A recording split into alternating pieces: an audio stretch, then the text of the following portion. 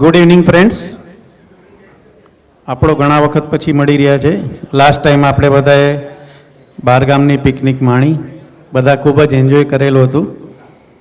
અને એના પછી આપણો આ પ્રોગ્રામ છે અત્યારે જીએસટીની અવેરનેસ માટે. આપણે જે બી જીએસટીના આપણા પ્રોબ્લેમ્સ છે એના માટે આપણી પાસે મુંબઈના વન ઓફ ધ એક્સપર્ટ એવા શ્રી હર્ષ ગુપ્તા અને જય ઝવેરી એ બે આપણી સમક્ષ છે. એમનું સ્વાગત કરીએ.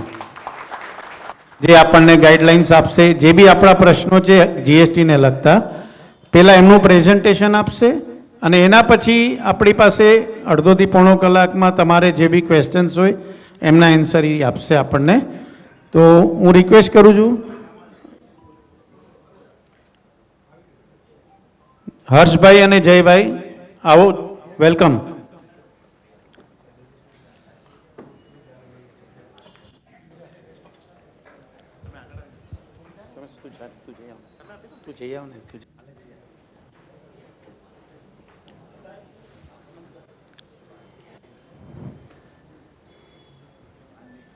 હર્ષભાઈ ને તેજસભાઈ બુકે આપીને એમનું સન્માન કર.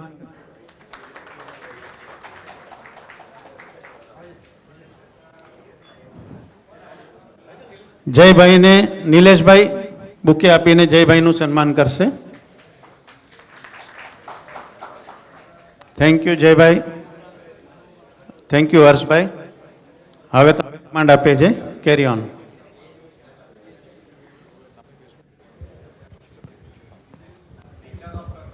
એક ખાલી મારે એનાઉન્સ કરવાનું છે કે આ પ્રોગ્રામ આપણે આખો રેકોર્ડ કરીએ છીએ.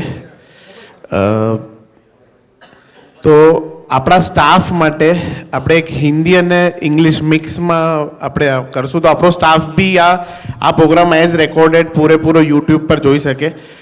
મેઇન આપણે ડે ટુ ડેમાં આપણે નથી જોવાના, જે વસ્તુ જે જીએસટી રિલેટેડ નોર્મલ જે ક્વેરીઝ છે સ્ટાફને હોય છે એ લોકો આ યુટ્યુબ પર આ પ્રોગ્રામ જોઈને દે કેન ક્લિયર કે આ પોતાનું કેવી રીતના. અને એક રિક્વેસ્ટ છે કે બધા પોતાનો ફોન સાયલેન્ટ કરી નાખે તો વચ્ચે ડિસ્ટર્બન્સ ન થાય. Jaybhai, please continue. So, good evening, everyone. It is our honor today to be called by Mumbai Pharma Association to present on GST and different issues.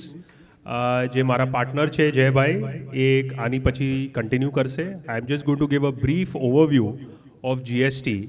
You know it's been last જુલાઈમાં 5 years પત્યા જીએસટીને, અને it's been definitely transformational law for this country.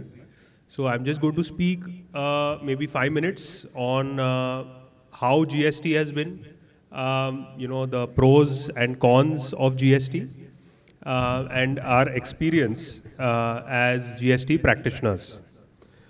So GST was introduced in 2017, probably one of the most significant tax reforms in the country post-independence. It brought one nation, one tax.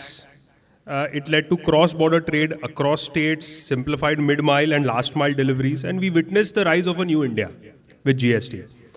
We must applaud the government in pushing forth the GST, bringing all the states together, and GST has amalgamated a large number of central and state taxes into a single tax and allowing the set-off of prior stage taxes, mitigating the ill effects of cascading. So after a long period of implementation changes, now we feel that the system has stabilized. We are seeing more consistent, in terms of returns, in terms of, the systems which the officers are using. Now things have stabilized, and the initial challenges which we were facing in the first few years are almost not there. Just talking very quickly about the pros and cons of GST. So first is, removal of double taxation. There were so many different state taxes coming in, and effectively it was creating cascading effect of taxes that has been removed with GST. So entry tax, VAT, sales tax, luxury tax, tax on advertisement, entertainment tax, central excise duty, service tax, and central sales tax all have been subsumed into GST. Secondly, the distinction between GST was often blurred, between service tax and VAT was often blurred. there were certain products, there were some products like, for example, software. Software, there was a lot of confusion in whether it is classified as VAT and or service tax. So different authorities were giving different decisions. So that clarity now has emerged in GST because there is only one tax. Creation of a unified national market. So now, just because you are operating from one state doesn't mean that, you are restricted to that state. So you can operate all across the country, and things have become easier. Otherwise, tyare, you'll have to find local consultant in different states, figure out case state no tax return barwano, su compliance is, su laws, because each state tax VAT was different. Boost to exports. There is for exports provisional refund of 90% of the claims within 7 days of issue of acknowledgement. So that is a boost to exports. Automated procedures with technology has come in. Very technology driven law. All the systems are absolutely in place. There's simplified and automated procedures in place. I think the most important part, which Jai Bhai will discuss today, will be on e-way bill. There is still a lot of confusion, challenges around e-way bill system, but overall e-way bill and e-invoicing system both are very, very good for the country, very good for movement of goods, and very good for systematic trade. So right from real-time tracking of invoices, easy creation of e-way bills, reduction in frauds, reduction in data entry errors, and overall it's curbing tax evasion. We are seeing kitla bada last couple of years investigations have started. This is because of the amount of data they have. And this is basically curbing all the tax evasions and frauds. Also, another thing is that there is now an integrated database. Income tax, customs, GST, all the databases are talking to each other. So, now the government has the amount of data they are getting, कि आजकल શું છે કે હવે e-way bill તો છે જ, પણ they can also check from FASTag whether they have actually crossed that toll naka or not. So there is lot of information available with them from which they can verify whether actual sale has happened or not. And further કે એક પણ લૉમાં તમારું કોઈ non compliance હોય તો એ લોકોના સિસ્ટમમાં આવી જાય છે. એટલે that throws red flags to them, and that may be a cause for them to launch any investigation. In terms of certain issues which we are still facing with GST, so one is that that basically overall GST compliance and tax filing costs, implementation costs for businesses have increased. You will need good IT software, you will need good professionals. There is just so many change in regulations on a month-to-month basis that your internal team as well as your GST consultants need to be aware of these laws and regulations. Secondly, still, and this is we are seeing particularly in the state GST departments, that inadequate training is given to government officers, due to which there is a lot of issues in terms of processing refunds and a lot of other assessments and other issues. Still, an appellate forum has not been constituted, which is a huge problem. So any GST orders today which are appealed against, there is no one sitting who's going to actually hear the matter. So we hope that that is also solved soon. Advanced ruling authorities are also giving contrary decisions. First of all, advanced ruling authorities are authorities where you normally go to get a view initially before you undertake any transaction. So you will get a view on what is the tax implication when there is something grey where there is no sufficient clarity in the law. So there also we are seeing almost 80% of the advanced rulings going against the assessee. It is going in favor of the department. Also different states advanced rulings are giving different decisions. So that is another problem. Just as an example, the Karnataka advance ruling has ruled that the remuneration of executive directors was not liable to GST. While Rajasthan advance ruling is saying that executive or non-executive directors' remuneration is liable to GST under reverse charge. So these are confusing, contradictory. So there is still a law which is, which is not settled. We are seeing as a, if I give a comparison, Income Tax Act, the original Income Tax is 1922 Act. Subsequently, it was majorly modified in 1961. So, a same Act 1961 is going on today. Obviously, there are amendments on year-to-year basis. So, what happens? The law is quite settled. There are a lot of decisions of High Court, Supreme Courts, which give a lot of clarity. But in GST, because it is just a 5-year-old law, there is still a lot of things which have to be settled, which will happen over the course of time. So, I think right now for consultants like ourselves, it is important that you read and know the law properly. You understand the day-to-day changes in the regulations. You understand the practicality of what the officers are looking at it, how the officers are looking at certain issues, and you follow accordingly a prudent way where it is not impacting your business also. While following the law, so that tomorrow there is, see earlier, Jim, તમે આપણે as an example હું તમને કહું તો income tax કોઈ પણ investigation થાય ને તો income tax investigation they look at large assessors, મોટા groups હોય તો એ લોકોને interest હોય કારણ કે એમાં tax collect થાય.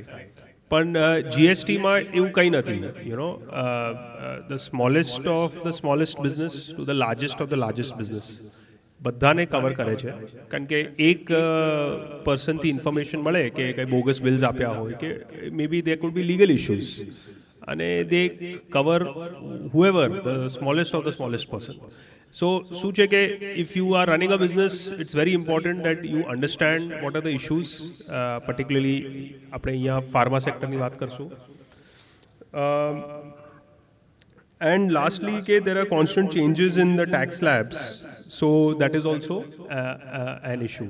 So I think, now I'll ask my colleague Jay Bhai Javeri to come in and, he will take you all through lot of the details and lot of the issues which I think your sector is currently facing. And then we will probably have about a 45-minute session and pachi we will leave it for Q&A.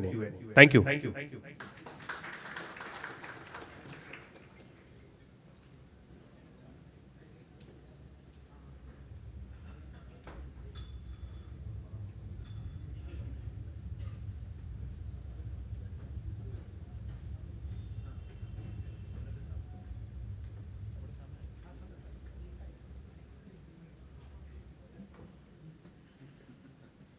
Hello हाँ hi everyone એટલે जितना possible है मतलब हूँ Gujarati Hindi which is the preferred language I don't know but I will try to keep it in Hindi as much as possible. कुछ provisions ऐसे हैं जो मुझे इंग्लिश में एटलीस्ट पढ़ने पड़ेंगे बट जितना हो सकेगा मैं ये चीज़ हिंदी में एक्सप्लेन करने की ट्राई करूँगा.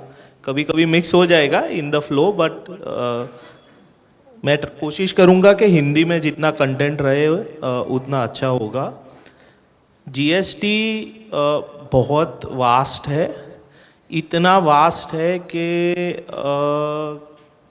एक टाइम था जब हम लोगों को हमारी सीए की पढ़ाई बहुत डिफ़िकल्ट लगती थी. आज ऐसा लगता है कि सीए नहीं बने होते तो अच्छा होता because it's like giving a CA exam every day. मतलब जब तक हम कुछ समझते हैं तब तक वो चेंज भी हो जाता है, नया नोटिफिकेशन भी आ जाता है. जब तक वो नहीं समझते तो आज ऐसी सिचुएशन है कि ऑफिसर भी और हम भी दोनों कोई ऑडिट करने जाते हैं तो दोनों सीख ही रहे होते हैं. क्लाइंट को ऐसा लगता है सीए को पता है, ऑफिसर को ऐसा लगता है सीए को पता है, सीए ऐसा सोचते हैं ऑफिसर को पता होगा तो मिलके कुछ कर लेंगे. एंड में एनीवेज क्लाइंट को तो पता होता ही नहीं है कि क्या चल रहा है जीएसटी में. वो बोला ऐसा करना है तो कुछ स्टोरी हम बिठा देते हैं. सो जीएसटी में the difference, as Harsh explained, GST में 2-3 चीज़ें बहुत क्रिटिकल है जो अभी तक लोग एकदम क्लियरली समझ नहीं पाए हैं. सबसे पहली चीज़ ये है कि GST सिविल और क्रिमिनल लॉ का कॉम्बिनेशन है. अनलाइक इनकम टैक्स में क्रिमिनल पावर्स है, but at a very sparsely use criminal powers I would से.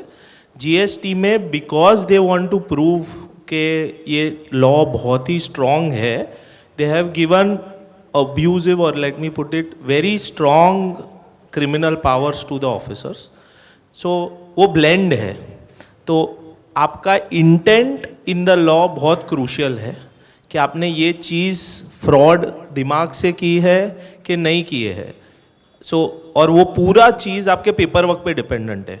डिपार्टमेंट ऑफिसर्स किसी को ये नहीं जानना है कि जेन्युइनली आपकी गलती थी, सच में गलती हो गई, स्टाफ से हो गई. जैसे अभी बोल रहे थे कि मेजॉरिटी तो अपना स्टाफ ही देखने वाला है, करेक्ट. GST में ऐसा है कि बहुत बार स्टाफ से गलती होती है, बट फिर भी भुगतान आपको ही करना पड़ेगा. तो लास्ट टू लास्ट बजट में जब GST ऑडिट निकला था, बहुत सारे जन बहुत खुश थे कि GST ऑडिट निकल गया, अभी छोटे लोगों को ऑडिट नहीं करवाना है. वो ज़्यादा रिस्की, और वो क्यों निकाला उसका भी लॉजिक था, because GST audit CA sign करता था. तो बहुत केसेस में ऐसा हो रहा था कि ओनर जाता था और बोलता था ये तो मेरे CA ने डाला है, मुझे पता नहीं क्या डाला है, अगर कोई बड़ी गलती हो गई तो. अब वो ऑडिट आप ही साइन कर रहे हो, तो आप ऐसा नहीं बोल सकते मुझे नहीं पता है. तो द पावर इज़ कि आप गए और समझो वो गलती 5 करोड़ के ऊपर है, तो वो डायरेक्टली आपको अरेस्ट कर सकते हैं, बिकॉज साइन आपने ही किया है. CA ने कुछ साइन नहीं किया, भले ऑडिट CA करे ना करे. तो अभी वो ऑडिट CA के पास करवाना और ज़्यादा ज़रूरी है कि आपको समझना पड़ेगा कि क्या क्या हो रहा है, क्योंकि एंड में साइन आप करने वाले हो as a owner of your business और owner of your company. So GST बहुत बड़ा है. मैंने कुछ टॉपिक्स कवर किए हैं which is not even 1% of जो मुझे लगता है यहाँ पे बहुत ज़रूरी है. And then as and when if you guys have any doubts, आपको कोई क्वेश्चंस है, हम लेते जाएंगे, करेक्ट. सबसे पहला चेंज ये जो आया है अभी 1 अक्टूबर से ही आया है. This is the first seminar जहाँ पे मैं ये पॉइंट पे बोल रहा हूँ, और ये एकदम डेडली चेंज है. तो अभी तक आप जो ITC लेते थे, पहले ऐसा था 2A में दिखना चाहिए, फिर उस पर बहुत लिटिगेशन हुआ कि 2A वैलिड है नहीं है, तो उन्होंने लॉ डाल दिया कि जो 2B में दिख रहा है उतना ही क्रेडिट ले सकते हो आप. 2B में नहीं दिख रहा है तो आप क्रेडिट ले ही नहीं सकते हो. अभी वो लॉ क्लियर था. अभी उन्होंने वो लॉ में और एक स्टेप ऐड किया है. उन्होंने बोला है कि 2B में भी समझो आपके पास एक पार्टी है, पार्टी ने आपको बिल दिया, आपने पेमेंट किया, वो पार्टी ने 1 भरा, तो आपको 2B में दिखेगा. उसमें भी वो बाजू में लिखेंगे कि ये सब करने के बाद भी आप वो क्रेडिट ले सकते हो कि नहीं. और उसमें उन्होंने 5 क्राइटेरिया डाले हैं कि उनकी चॉइस पे, समझो आपकी पार्टी है जो नई रजिस्टर हुई है टैक्स में, और उनको लगता है कि ये पार्टी का तो अभी तक 3-4 लाख का टर्नओवर था, सडनली 10 करोड़ कैसे हो गया, तो वो उसका क्रेडिट रेस्ट्रिक्ट कर सकते हैं. तो उस पार्टी ने आपको इनवॉइस दिया है, आपने पेमेंट किया है, पार्टी ने अपलोड भी किया है, बट जस्ट बिकॉज वो नया टैक्स पेयर है और डिपार्टमेंट को लगता है इसका क्रेडिट अभी अलाउ नहीं करना चाहिए, तो उसको वो ब्लॉक लिस्ट में डाल देंगे. तो भले 2B में दिख रहा है आपको वो पार्टी का नाम, उसके बाजू में आएगा कि ये क्रेडिट आप नहीं ले सकते, भले जेन्युइन माल खरीदा है, भले जेन्युइन पेमेंट किया है. दूसरा वैसा चीज़ जो वो कर सकते हैं कि उसने GST में पेमेंट में कोई डिफ़ॉल्ट किया है. अब फनी पार्ट ये है कि डिफ़ॉल्ट का कोई डेफिनेशन डिफाइन नहीं किया. कितना डिफ़ॉल्ट, समझो मुझे 1 लाख GST भरना था, मैंने 90,000 भरा, तो 10,000 भी डिफ़ॉल्ट है एज ऑफ दिस डेफिनेशन. हाँ, तो अगर उनको लगता है कि एक पार्टी का GST ड्यू, बहुत जन ऐसा करते हैं, 1 भरते हैं, 3B में समझो मेरा लायबिलिटी 10,000 है, बट मेरे पास ये महीने 5,000 ही है, तो मैं 3B में 5,000 कम भरता हूँ, करेक्ट. सो वो defaulted in GST payment. And the third point combined, कि अगर उसने 1 में ज़्यादा टैक्स दिखाया है और 3B में कम भरा है, तो वो लोग उसको ब्लॉक लिस्ट में डाल सकते हैं. तो पार्टी जेन्युइन है वहाँ पे, बिल भी दिया है, आपने पेमेंट भी किया है, उसने 1 भी भरा है, 3B भी भरा है, बट 3B कम फिगर का भरा है. 1 में 100 रुपया पेबल दिखाया, 3B में सिर्फ 90 रुपया दिखाया, तो उसका क्रेडिट ब्लॉक हो जाएगा, आप वो क्रेडिट नहीं ले पाओगे. सो ये प्रोविजन कैसे वो लोग इम्प्लीमेंट करने वाले हैं, कितना स्ट्रिक्ट जाएंगे नहीं, बट उन्होंने ये प्रोविजन 1 अक्टूबर से एक्ट में डाल दिया है। अभी पूरा गेम ऑफिसर के हाथ में है।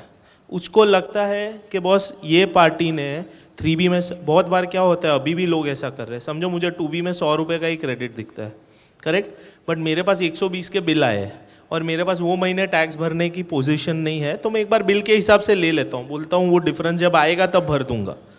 तो अगर आपकी पार्टी ने वैसा किया है, 3B में 2B से ज़्यादा क्रेडिट लिया है, तो वो पार्टी ब्लॉक लिस्ट में डाल देंगे वो लोग, तो उसका क्रेडिट आपको नहीं मिलेगा अगर उसने आपको कोई भी सेल बिल इशू किया है तो अंडर दिस न्यू प्रोविजन, जो नया प्रोविजन आया है, एनीथिंग द ऑफिसर फील्स के कोई भी पार्टी सस्पिशियस है, करेक्ट, उसको कोई इन्वेस्टिगेशन करने की ज़रूरत नहीं है, कोई नोटिस भी इशू करने की ज़रूरत नहीं है, इसमें से कोई भी क्राइटेरिया में फॉल हो रही है तो वो उसके डिस्क्रिशन पे वो पार्टी का क्रेडिट ब्लॉक कर सकता है। आपको 2B में दिख जाएगा कि ये पार्टी का क्रेडिट ब्लॉक है, भले सब कुछ जेन्युइन है, आप वो क्रेडिट नहीं ले सकते। ये एकदम क्लियर प्रोविजन है एंड ये आप लोगों को अभी मंथली, आपकी मंथली एक्सरसाइज बहुत क्रिटिकल होती जा रही है। पहले एक चीज़ थी, फिर 2B आया तो 2B और बुक्स का रिको करना पड़ता है। अब आपको ये भी ध्यान रखना पड़ेगा कि जिस महीने में जितनी पार्टी के परचेज इनवॉइस आए वो सारी पार्टी एलिजिबल लिस्ट में है कि नहीं है, और वो आपको नेक्स्ट महीने की 11 तारीख के बाद ही पता चलेगी जब आपका 2B जनरेट होगा, करेक्ट। एंड सपोज वैसी कोई आप वैसे लिस्ट में हो कि समझो कोई ऑफिसर ने आपको इनएलिजिबल लिस्ट में डाल दिया है, तो आपको जाके वो ऑफिसर को सबमिशन करना पड़ेगा, क्यों डाला है इनएलिजिबल में, क्या मिस्टेक हो गई, वो रिको, तब तक वो आपको इनएलिजिबल लिस्ट से हटाएगा नहीं।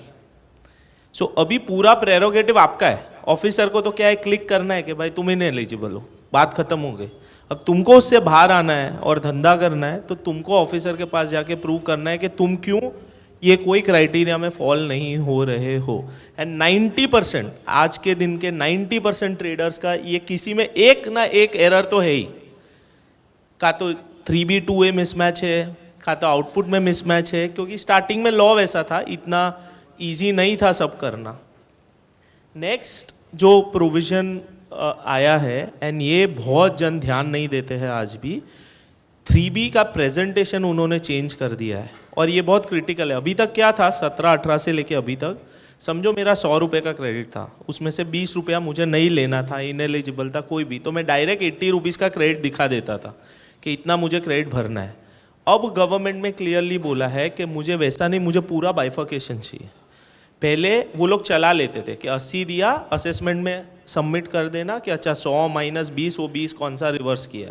अब वो लोग ने बोला है आप फुल क्लेम करके रिवर्सल अलग से नहीं दिखाओगे तो आप डिफॉल्टर हो, हम बैठ के चेक नहीं करेंगे। सो अगर आपका 100 रुपये का क्रेडिट दिख रहा है 2B में, लेट्स से जिसमें से 20 रुपया इनएलिजिबल है, तो आप क्लेम्ड में 100 अलग दिखाओ, रिवर्सल में 20 रुपया अलग दिखाओ।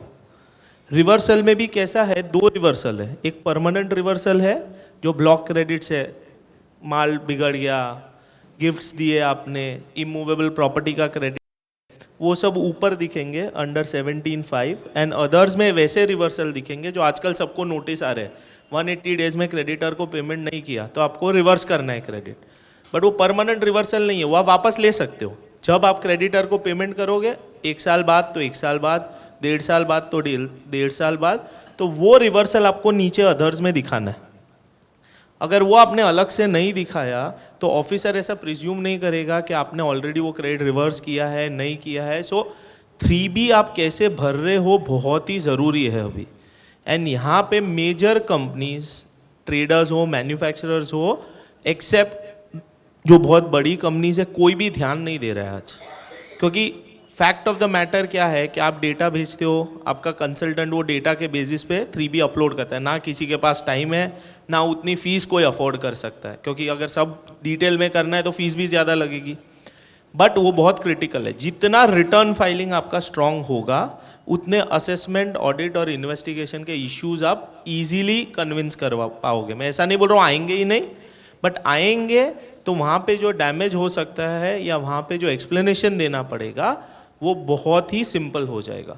तो फोकस सबका रिटर्न फाइलिंग पे होना चाहिए, वो बहुत ज़रूरी है।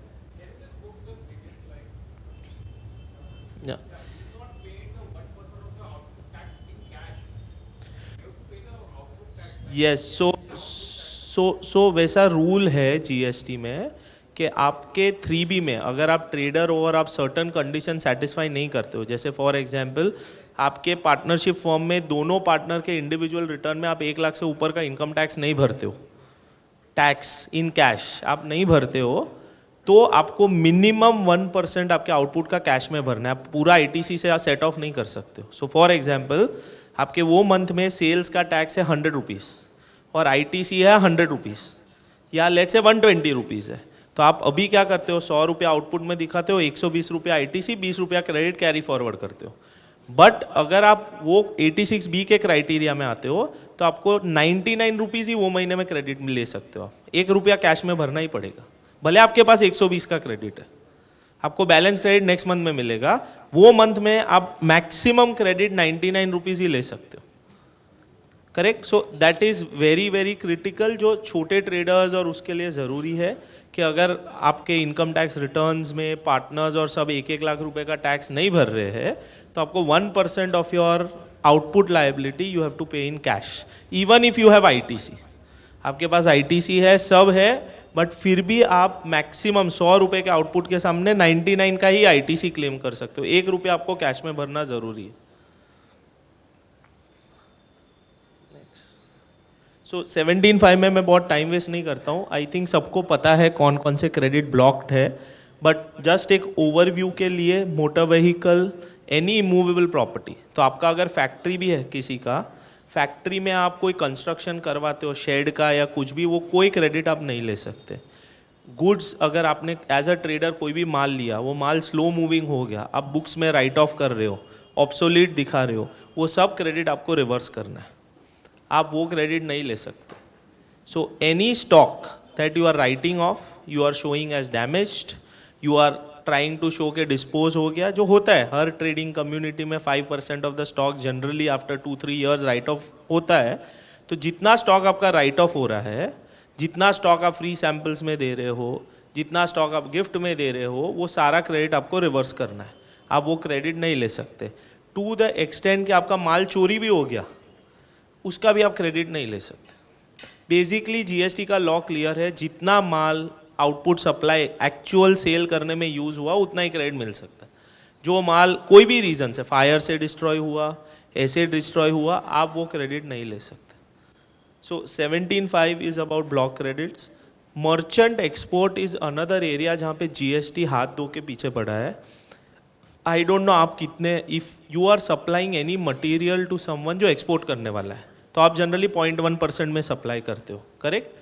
अभी 0.1% is not a deemed allowance, there are some criterias that you have to fulfil. Majority लोग के 1 या 2 क्राइटेरिया मिसिंग होते हैं। सबसे पहला क्राइटेरिया ये ज़रूरी है कि आप जिसको माल बेच रहे हो उसको 90 दिन में एक्सपोर्ट करना ज़रूरी है, तो उसके पास let export order within 90 days of your sale का होना चाहिए। अगर उसने 90 दिन में माल एक्सपोर्ट नहीं किया तो यू आर नॉट, आप उसको 0.1% में माल सप्लाई नहीं कर सकते। सेकेंड इंपॉर्टेंट क्राइटेरिया, वो बंदा कोई भी एक रिकॉग्नाइज्ड एक्सपोर्ट प्रमोशन काउंसिल या कमोडिटी काउंसिल का मेंबर होना चाहिए। सो समझो फॉर एग्जांपल मैं एक नया ट्रेडर हूँ मार्केट में, जस्ट मैंने 1-2 महीने पहले कंपनी फॉर्म की है और मैंने आपको बोला कि मुझे ये माल लेट्स से 1 करोड़ का माल चाहिए and I am going to export the entire consignment to sell it to me at 0.1%। मेरे पास सारे डॉक्यूमेंट्स हैं, मेरा आईईसी है, मैं 90 डेज़ का डिक्लेरेशन देता हूँ, लेट एक्सपोर्ट भी बाद में आपको दे दूंगा। बट बिकॉज मैं कोई रिकॉग्नाइज्ड एक्सपोर्ट प्रमोशन काउंसिल या कमोडिटी काउंसिल का मेंबर नहीं हूँ, आप मुझे 0.1 में नहीं बेच सकते। एंड ये जितने भी 0.1% में आपने बेचे हैं उसका सारे प्रूफ, एक्सपोर्ट इनवॉइस, सारे प्रूफ ज्यूरिसडिक्शनल ऑफिसर को सबमिट करना ज़रूरी है। अगर वो बंदा सबमिट नहीं करेगा अपने ऑफिसर को तो इंक्वायरी तुम पे आएगी कि उसने सबमिट नहीं किया, तुम लाके सबमिट करो। So as a regular practice every quarter और एवरी मंथ और एवरी 6 मंथ्स, जिसका जितना वॉल्यूम है, जितने भी आप 0.1% पे सेल कर रहे हो उतने एक्सपोर्टर्स के सारे डॉक्यूमेंट्स आपको सामने से जा के ज्यूरिसडिक्शनल ऑफिसर को सबमिट करने चाहिए। अगर उसने इंक्वायरी निकाली तब तक आपने सामने से सबमिट नहीं किए हैं तो you are in default technically. Correct, फिर ऑब्वियसली आप तभी भी सबमिट करोगे, वो कंसिडर करते हैं, बहुत बार नहीं करते, कुछ ना कुछ डिस्क्रिपेंसी मिलती है, but the process that has to be followed, या जो आपको फॉलो करना है वो ऐसा है कि आपने माल बेचा, वो एक्सपोर्टर से सारे प्रूफ कलेक्ट करने हैं, एक टाइम लिमिट रखो कि भाई हर 3 महीने में जितने 0.1% के सेल है वो सारे डॉक्यूमेंट्स हम ज्यूरिसडिक्शनल ऑफिसर को लेटर के साथ दे देंगे कि हमने ये क्वार्टर में इतने 0.1% के एक्सपोर्ट किए, ये रहे उसके डॉक्यूमेंट्री एविडेंसेस। बहुत जन ऐसे हैं जिन्होंने काफ़ी, specially the third point as I said, they are not members of a recognised council and इसके लिए उनको आप 0.1% में बेच ही नहीं सकते, बट अभी सेल हो गया तो लाइबिलिटी किसकी है? आपकी है, बिकॉज आपने बेचा है, तो डिफरेंशियल टैक्स आपको भरना पड़ेगा विथ इंटरेस्ट विथ पेनल्टी, और उसको आईटीसी नहीं मिलेगा, वो अलग। अगर ड्यू डेट चली गई है, लेट्स से, जनरली असेसमेंट्स तो आपके 2-2 साल के बाद ही खुलने वाले हैं जीएसटी में, तो तब तक due date to take credit चली जाएगी, तो उसको भी क्रेडिट नहीं मिलेगा, आपका भी लॉस है। Correct. So merchant exports is another area where बहुत सारे इशू है।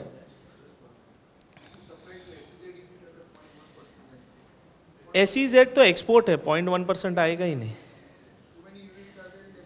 हाँ, but correct, so ideally SEZ is exports only, so there is no need to supply under 0.1%. So why are you supplying 0.1 is wrong technically, it's an export। तो उसके आगे पास अगर SEZ का licence है तो आपको 0 रेटेड में दिखाना है, डीम्ड एक्सपोर्ट में नहीं दिखाना है उसको, तो आप 0.1% में सप्लाई नहीं कर सकते उनको, आपको 0% में ही करना है। हाँ, क्योंकि it's export, it is equivalent to export. Correct. So until and unless they are, you are supplying him for a commodity जो उसके SEZ लाइसेंस में कवर्ड नहीं है एंड वो बाई कर रहा है टू एक्सपोर्ट, तो आप 0.1 में कर सकते हो। तो they need to follow the same documents, they have to be, but SEZ units by default will be registered with EPC, तो वो प्रॉब्लम नहीं है, उसके एक्सपोर्ट डॉक्यूमेंट्स और वो आप कलेक्ट करके सबमिट कर दो।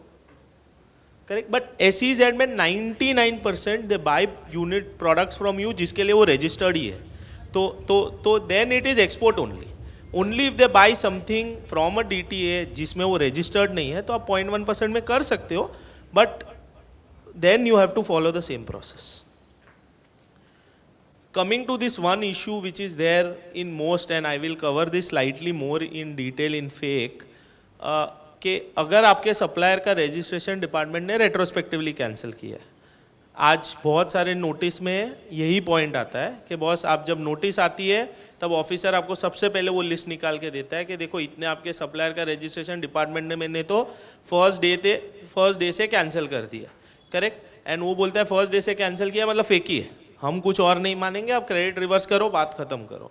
कैलकाटा हाई कोर्ट ने इस पर बहुत एक अच्छा जजमेंट दिया है एंड CBIC का फॉलोइंग दिस जजमेंट एक सर्कुलर भी आया है जो बहुत जन अवेयर ही नहीं है, इसके लिए कोई ऑफिसर को बोलता ही नहीं है कि ऐसा सर्कुलर है। वो सर्कुलर और ये दोनों एक चीज़ बहुत क्लियरली बोलते हैं कि हमने रेट्रोस्पेक्टिव कैंसिलेशन का पावर गवर्नमेंट को क्यों दिया है और किस केसेस में दिया है वो समझना ज़रूरी है। उस केसेस में दिया है कि हमको लगा ये सप्लायर ने कुछ नॉन जेन्युइन काम किया है, हम गए वो सप्लायर को ढूंढने, हम वो सप्लायर को ढूंढ नहीं पाए, वो जगह पे आइदर वो प्रेजेंट नहीं था, जिस नाम से रजिस्ट्रेशन लिया था वो बंदे ने बोला अरे मुझे नहीं पता, ये मेरा नंबर नहीं है, किसी ने मेरे डॉक्यूमेंट्स यूज़ करके रजिस्ट्रेशन लिया है, आप वो सप्लायर को लोकेट नहीं कर पा रहे हो। उस केसेस में कोर्ट ने बोला है कि हमने ये पावर दिया है। बट अगर कोई बंदा जेन्युइनली प्रूव कर सकता है कि ओ देखो इसका रजिस्ट्रेशन चालू था जब मैंने उससे माल लिया, ये बंदा आने को रेडी है, स्टेटमेंट देने को रेडी है, या आपके सामने प्रेजेंटेबल है, कहीं भाग नहीं गया है, तो आपका पहला ड्यूटी है वो टैक्स उससे रिकवर करना, मुझसे ITC रिवर्स करवाना नहीं। क्योंकि उसने अगर 1 भरा है और अभी 2 भी भरा है तो टेक्निकली आप क्रेडिट ले सकते हो। अभी उसने वो कैश में भरा, क्रेडिट में भरा, वो मेरा लुकआउट नहीं, उतना वेरिफिकेशन तो मैं कर नहीं सकता। So with 2B coming in, this problem is diluted and आप लोग वो सर्कुलर का यूज कर सकते हो जो क्लियरली बोलता है। सो आपकी जिम्मे, बट ओनर्स ऑफ प्रूफ आप पे है। आज लोग क्या करते हैं कि बोलते हैं मैंने इससे माल खरीदा, बहुत सारे इंडस्ट्री में, आपके इंडस्ट्री में मुझे नहीं पता, केमिकल्स है, स्टील है, फार्मा, जनरली केमिकल्स की बात कर रहा हूँ है, उसमें लोग ब्रोकर के थ्रू डीलिंग करते हैं, तो वो इवेंचुअल परचेस पार्टी को नहीं जानते, वो ब्रोकर को जानते हैं कि मैंने ये ब्रोकर से माल खरीदा था, बिल किसका आया मुझे नहीं पता करके। तो तुम्हें एटलीस्ट वो ब्रोकर को प्रेजेंट करने आना चाहिए। तुम ऐसा ऑफिसर के सामने बोलो यार मुझे पता ही नहीं, माल आया था बट कौन पार्टी है सामने, नंबर नहीं है, एड्रेस नहीं है, तो वैसा नहीं चल सकता। ओनस आप पे, आप पार्टी प्रूव करो जेन्युइन है, एग्जिस्टेंस में है, डिपार्टमेंट फिर भी मानता नहीं है, बट आपके पास डिफेंडेबल केस है कि आपको वो आईटीसी मिलना चाहिए, भले रजिस्ट्रेशन रेट्रोस्पेक्टिवली कैंसिल हुआ है, बट वो बंदा ही भाग गया, वो बंदा ही नहीं है। उस केसेस में सर्कुलर भी और कोर्ट दोनों ने कंफर्म किया है कि बॉस उस केसेस में तो एज अ बायर आपको ही आईटीसी रिवर्स करना पड़ेगा, बट बिकॉज उतना ड्यू डिलीजेंस करना आपकी जिम्मेदारी थी। So this judgement is very important. कोई भी आईटीसी मैटर्स में जहाँ पे भी आपको रिवर्सल फोर्स किया जा रहा है, आप ये कोट कर सकते हो। अगर आपका सप्लायर प्रेजेंट है, इन एग्जिस्टेंस है, उसका नंबर आइदर एक्टिव है या फॉर सम रीज़न कैंसिल भी कर दिया है डिपार्टमेंट ने रेट्रोस्पेक्टिव, बट बंदा प्रेजेंट है, कहीं भागा नहीं है, तो डिपार्टमेंट का फर्स्ट प्रेरोगेटिव है उससे टैक्स रिकवर करना, बिकॉज आपने उसको दे दिया है, उसने 1 में दिखाया है, 2B में दिख रहा है, सो आपके सारे चेक बॉक्सेस क्लियर है। बट अगर वो एब्सकॉन्डिंग ही है तो वो केस में डिपार्टमेंट आपसे ही रिवर्स करवाएगा, बिकॉज सबसे पहले स्लाइड पे एक कंडीशन थी कि टैक्स गवर्नमेंट के ट्रेजरी में डिपॉजिट होना चाहिए। हम कुछ भी बोले कि वो मेरा जिम्मेदारी नहीं है, मैं कैसे चेक करूं, मैंने तो उसको पेमेंट कर दी, उसको डिपॉजिट करना चाहिए था, but eventually that principle of unjust enrichment applies कि टैक्स गवर्नमेंट को नहीं मिलेगा तो गवर्नमेंट क्रेडिट नहीं देगा, सिंपल फंडा है। Correct. So this is the press release जो मैं आपकी बात कर रहा था कि गवर्नमेंट ने ये जजमेंट के बाद क्लियरली बोला है कि पहला ऑफिसर्स को बोला है कि पहले तुम सप्लायर जिसने नहीं भरा है उसको ढूंढो, वो नहीं मिलता है तो तुम बायर से आईटीसी रिवर्स करवाओ। This is another which may not be very valid for you, but this is a very important judgement in certain cases जिस पे क्लैरिफिकेशन आया है, सर्कुलर आया है, बट अभी भी क्लियर नहीं है कि अगर आपके कोई कॉन्ट्रैक्ट में डैमेजेस है या कल आपका लिटिगेशन होता है कोई पार्टी से कि भाई माल डैमेज्ड है, मैं नहीं दूंगा पेमेंट, पार्टी बोलता है नहीं नहीं मेरे वहाँ से तो माल प्रॉपर आया था, मुझे नहीं पता है, एंड लेट से एंड में कोई कंपेंसेशन नक्की होता है कि यार चलो 10 लाख दे दिया या 20 लाख दे दिया या 5 लाख दे दिया, सो वो कंपेंसेशन पे जीएसटी लगेगा कि नहीं लगेगा? वो पहले से सर्विस टैक्स एरा से ही एकदम कॉन्स्पिक्यूअस है। सर्कुलर उन्होंने डिटेल में इशू किया है, उन्होंने ट्राई किया है कि वो क्लैरिफाई करे, बट इवेंचुअली कुछ क्लैरिफाई नहीं हुआ है। बेसिकली उनका ऐसा बोलना है कि अगर वो पेनल्टी एडवॉक है, मतलब वो पेनल्टी आपने सिर्फ ऐसे ही डाल दिया कि चलो मेरा माल डैमेज हुआ तो 5 लाख दे दो, बात निपटाते, करेक्ट, तो उस पर जीएसटी नहीं लगेगा। बट अगर वो पेनल्टी रिलेटेड है कि मेरा 10 किलो माल डिस्ट्रॉय हुआ, 10 किलो का 10 रुपये का रेट, तो मुझे 1000 रुपये मिलने चाहिए, या 10 किलो का 1000 रुपये का रेट मुझे 10,000 रुपये मिलने चाहिए, तो उस पर जीएसटी आएगा, जो बहुत स्टूपिड है, बिकॉज आइडियली आप कंपेंसेशन हमेशा ऐसे ही लेते हो कि आपका नुकसान क्या हुआ है, बट एज ऑफ टुडे जो सर्कुलर है वो बहुत वेग है इस पर। कभी भी कुछ भी डैमेज, लॉस कुछ भी होता है तो टेक्निकली हमारा पर्सनल व्यू ऐसा है कि एज ऑफ टुडे उस पर जीएसटी आना ही चाहिए, बिकॉज वो आपकी इनकम है, in whatever form, against some goods that you had supplied or you were to supply. So damages, penalty, arbitration claims, कुछ भी आपको मिला कभी भी कोई भी पार्टी के साथ डिस्प्यूट में, तो उस पर जीएसटी आना चाहिए। बट ऑब्वियसली सर्कुलर में दोनों व्यू है, कौन सा व्यू डिपार्टमेंट फाइनली अपहोल्ड करेगा वो तो इन टाइम्स टू कम पता चलेगा, बट मोर और लेस बाय लॉ जाओगे तो टैक्स लगना चाहिए। That is how it is. Any claim that you do with your party should be liable to tax. Coming to this, which is a very big issue in all industries, ये बहुत critical circular आया है। How to tackle what they do in this circular, I'll explain you because we do a lot of DGGI matters. So basically fake में eventually क्या होने वाला है किसी को नहीं पता है। सबसे पहली चीज़, GST में is fake invoice defined? No, there is nothing called fake invoice. Is there is something called bogus purchase? No, there is nothing called bogus purchase. Is something defined as हवाला? No. एक्ट में ये सारे definitions नहीं है। तो question है bogus purchase, fake ITC, ये सब कहाँ से आया? जीएसटी में कंडीशंस फॉर टेकिंग आईटीसी में एक बहुत क्रिटिकल कंडीशन है कि आप आईटीसी तभी ले सकते हो जब आपको माल या सर्विस की डिलीवरी मिली हो। ये बहुत क्रिटिकल क्राइटेरिया है। तो मैं आपको एक लॉजिकल एग्जांपल देता हूँ लेट्स अज्यूम, और जो बहुत सारे इंडस्ट्री में प्रैक्टिस है और जो भी गलत हो रहा है, लेट्स अज्यूम मैंने आपको 31 जुलाई का एक बिल दिया, मैंने 1 में भी अपलोड कर दिया, मैंने 2B में भी दे दिया, सब कर दिया, बट मैंने वो इनवॉइस के अगेंस्ट माल का डिलीवरी फॉर सम रीज़न मेरा डिले हो गया, गोडाउन में मैं नहीं इंस्टिगेट, मेरा माल डिलीवर हुआ आपको 10 अगस्त को, करेक्ट? तो आप उसका क्रेडिट जुलाई में ले सकते हो क्या? क्वेश्चन नो है। दूसरा, समझो आपके कस्टमर ने, बहुत जन ऐसा करते हैं कि मेरा एक बड़ा कंसाइनमेंट है, लेट्स से 1000 किलो का कंसाइनमेंट है, मैंने 1000 किलो का सिंगल बिल इशू कर दिया, आज 100 किलो माल डिस्पैच किया, कल 100 किलो किया, परसों 100 किलो किया, बिकॉज एक साथ 1000 किलो करना शायद पॉसिबल नहीं था, बट बिकॉज हमारा अंडरस्टैंडिंग ऐसा था कि मैं 1000 किलो का बिल दे दूंगा, मैंने 1000 किलो का दे दिया। तो अब पूरे 1000 किलो का क्रेडिट जब आपको लास्ट 100 किलो मिलेगा, लास्ट कंसाइनमेंट, तभी ले सकते हो। समझो 3 महीने बाद मिला तो 3 महीने तक आप वो बिल का क्रेडिट नहीं ले सकते। So what is bogus in GST is any scenario जहाँ पे आपके पास बिल है बट डिपार्टमेंट का कंटेंशन है आपको माल नहीं मिला है या आपको सर्विस नहीं मिली, करेक्ट? अभी क्वेश्चन आता है तो प्रूव किसको करना है, माल नहीं मिला है या सर्विस नहीं मिली है?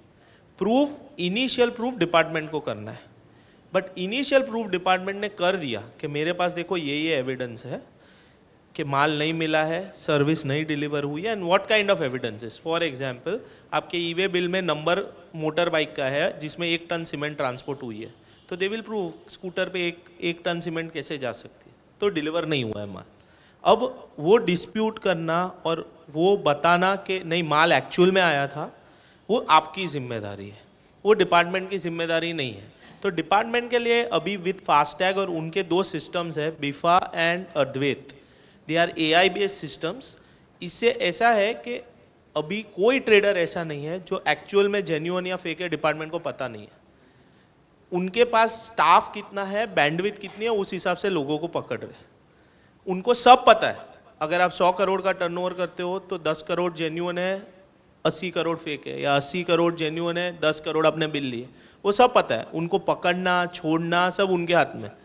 ये दोनों सिस्टम्स इतने स्ट्रांग है, जो फास्टैग का डेटा, ये डेटा आपके नॉर्मल पैन ट्रांजैक्शंस, दूसरे transactions, your withdrawals, everything they integrate, और एंड में वो मार्क करते हैं कि आपकी वेंडर लिस्ट में से कितनी ऐसी पार्टी है जो उनके हिसाब से रेड फ्लैग्ड है, जिनमें पास्ट में कोई ईडी का केस हुआ है, जो अभी एब्सकॉन्डिंग है, जिन्होंने बहुत बड़े कैश विड्रॉवल्स किए हैं, जिन्होंने बैक टू बैक ट्रांजैक्शन किया, मतलब 100 करोड़ का टर्नओवर किया है बट मार्जिन 1% है, आधा टका है, नहीं है, लॉस मेकिंग है, वैसे बहुत सारे पैरामीटर्स है, सडनली मार्जिन शूट अप हुआ है, करेक्ट? वो सारे क्राइटेरिया के बेसिस पे वो डिसाइड करने की ट्राई करते हैं कि माल आपको मिला है कि नहीं मिला है। अभी वो उन्होंने 3 केसेस में क्राइटेरिया डिवाइड कर दिया। पहला केस, आपको माल नहीं मिला है बट आपका सेल जेन्युइन है। अभी ये कैसे होगा? उनके हिसाब से माल था आपके पास बट आपने बिल कहीं और से लिया है, माल कहीं और से लिया है, या माल खुद का ही था 2 नंबर में बट आपने बिल लिया है, करेक्ट? दैट इज केस 1 कि मेरा परचेज सिर्फ एक है, मतलब मुझे जिस पार्टी ने बिल दिया उसने माल नहीं दिया बट मेरा सेल ओके है, करेक्ट? केस 2, मैंने बिल लिया और जिस पार्टी को बिल दिया वो पार्टी को ना मैंने एक्चुअल सेल किया है ना मैंने एक्चुअल परचेज किया, करेक्ट? अभी अगर आप क्लैरिफिकेशन पढ़ोगे कि पहला केस है, mister A raises an invoice without supplying goods as service, he has not availed ITC with respect to fake invoices. In this scenario, Mr. A will be liable for 100% penalty under 122. So ऐसा नहीं है आपने purchase का bill लिया और ITC नहीं लिया तो आप बच गए, क्योंकि आपने खर्चा तो डाला है ना इनकम टैक्स के लिए। तो अगर आपने खर्चा डाला है तो इनकम टैक्स में तो जो पेनल्टीज आएगी आएगी, बट GST भी बोलता है कि आपने जस्ट बिकॉज आपने बिना माल बिल लिया है तो 100% आपको पेनल्टी तो भरनी पड़ेगी।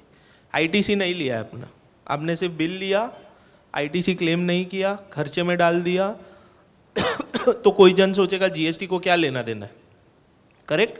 बट डिपार्टमेंट का एकदम क्लियर स्टैंड है and after this circular that you will be liable to 100% penalty. That is first scenario. Second scenario है, मैंने बिल लिया बट मैंने एक्चुअल सेल किया है और वो सेल सब वेरीफाई होता है, जेन्युइन सेल है, बट जिस पार्टी से बिल आया माल उसका नहीं है, वो केस में मुझे आईटीसी लिया है तो रिवर्स करना है प्लस पेनल्टी लगेगी। एंड थर्ड केस है कि मैंने इनपुट भी बिल लिया, आउटवर्ड भी बिल दिया, बट ना माल आया ना माल गया। वो केस में डिपार्टमेंट बोलता है कि ठीक है, तुमने आईटीसी भी लिया, आउटपुट भी भरा, तो टैक्स एंगल से मुझे कोई लॉस नहीं है, बट बिकॉज तुमने ये ट्रांजैक्शन किया जो जेन्युइन नहीं है, मैं सेल पे भी और परचेस पे भी 100% पेनल्टी लगाऊंगा। करेक्ट? सो सेल साइड पे भी पेनल्टी। बहुत जन ऐसा सोच रहे थे, अभी वैट में बहुत जन ने ऐसा किया है, बोल देते हाँ मैंने बिल लिया है, बिल दिया है, इतना मेरा मार्जिन था, और हवाला डिक्लेयर होके वो फ्री हो जाते थे एटलीस्ट। करेक्ट? और फिर बाकी सब मरते थे इंडस्ट्री में। अभी यहाँ पे ऐसा पॉसिबल नहीं है, क्योंकि यहाँ पे दोनों साइड पे आपको 100% पेनल्टी लगेगा।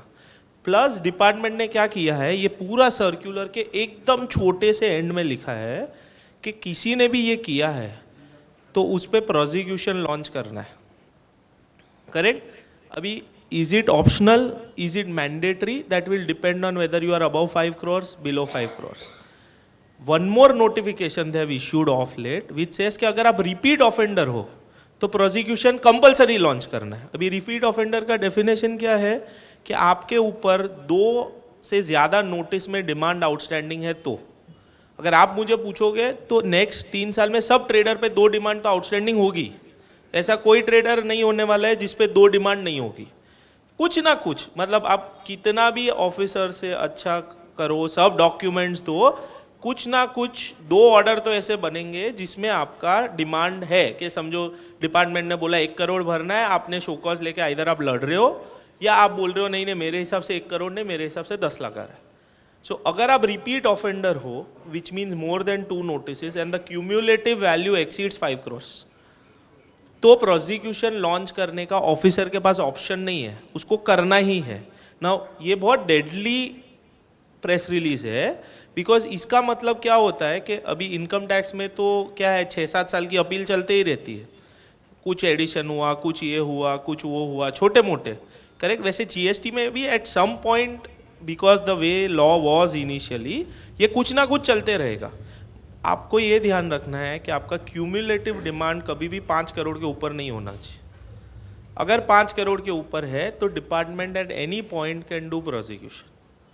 एंड जीएसटी में कैसे, how quick and how well they will do, वो तो किसी को नहीं पता है आज, but the way they have been doing arrests, they will definitely go after prosecution. So fake के केस में अभी आपको बचना कैसे, अगर जेन्युइन आपका ट्रांजैक्शन है। बहुत जन ये आके पूछते हैं कि यार मैंने जेन्युइन में माल लिया, मुझे नहीं पता था। पॉसिबल है, मैंने इनसे माल लिया, माल इनके पास था नहीं, तो इन्होंने किसी पार्टी का बिल चिपका दिया, या उनका बिल मुझे चिपकाया बट माल उनका था ही नहीं, उन्होंने माल कहीं से अरेंज किया था। पॉसिबल है।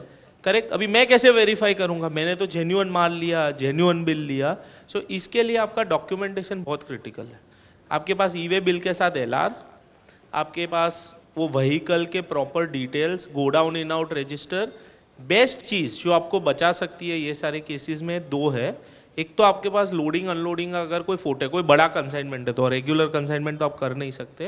एंड दूसरा सबसे इंपॉर्टेंट चीज़ है वे स्लिप। अगर आपके पास मटेरियल का वेइंग स्लिप है, जो मेजॉरिटी ट्रेडर्स के पास मिसिंग होता है, प्रॉपर कंप्यूटराइज्ड वजन काटा का रसीद बनता है, 100 रुपये, कभी कभार 200 रुपये लोग लेते हैं, डिपेंड्स। अगर आप बोलते हैं पैकेजिंग के प्राइस के हिसाब से क्यों इनवॉइस पे टैक्स नहीं है, so you have, if you give a proper explanation कि भाई पैकेजिंग का प्राइस मेरा रिटेल के लिए है, डीलर के लिए है, बट मेरे और डीलर के बीच में ये प्राइस अग्री हुआ है, तो वो पेनल्टी नहीं लगा सकता। नहीं तो अभी तक ई वे बिल में ऐसा था कि समझो पैकेजिंग भी 100 रुपीज़ है, बट आपने इनवॉइस 80 का बनाया है, तो बहुत बार वो लोग बोलते थे आपने अंडर इनवॉइस किया, एंड 20 रुपीज़ पे हम टैक्स भी लेंगे, इंटरेस्ट भी लेंगे, पेनल्टी भी लेंगे।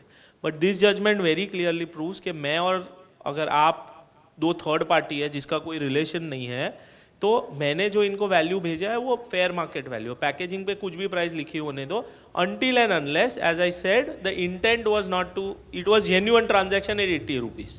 अगर उनको कुछ ऐसा मैटर मिला कि नहीं नहीं 80 का ट्रांजैक्शन नहीं था, 100 का ही था, सिर्फ दिखाया 80 का है, then it's a different story। But if it's a genuine 80 rupee transaction, for whatever reasons, what may be the actual price of the product is inconsequential। ये जाने दे, that's okay। So arrest के guidelines I am sure all of you know by now, but nonetheless just to very quickly say, anyone having more than 5 crores of default, correct, where goods have not been received. And one more thing, this ITC 5 crore limit is not applicable only for fake. So the arrest can be triggered when there is a ITC problem of more than 5 crores genuine also.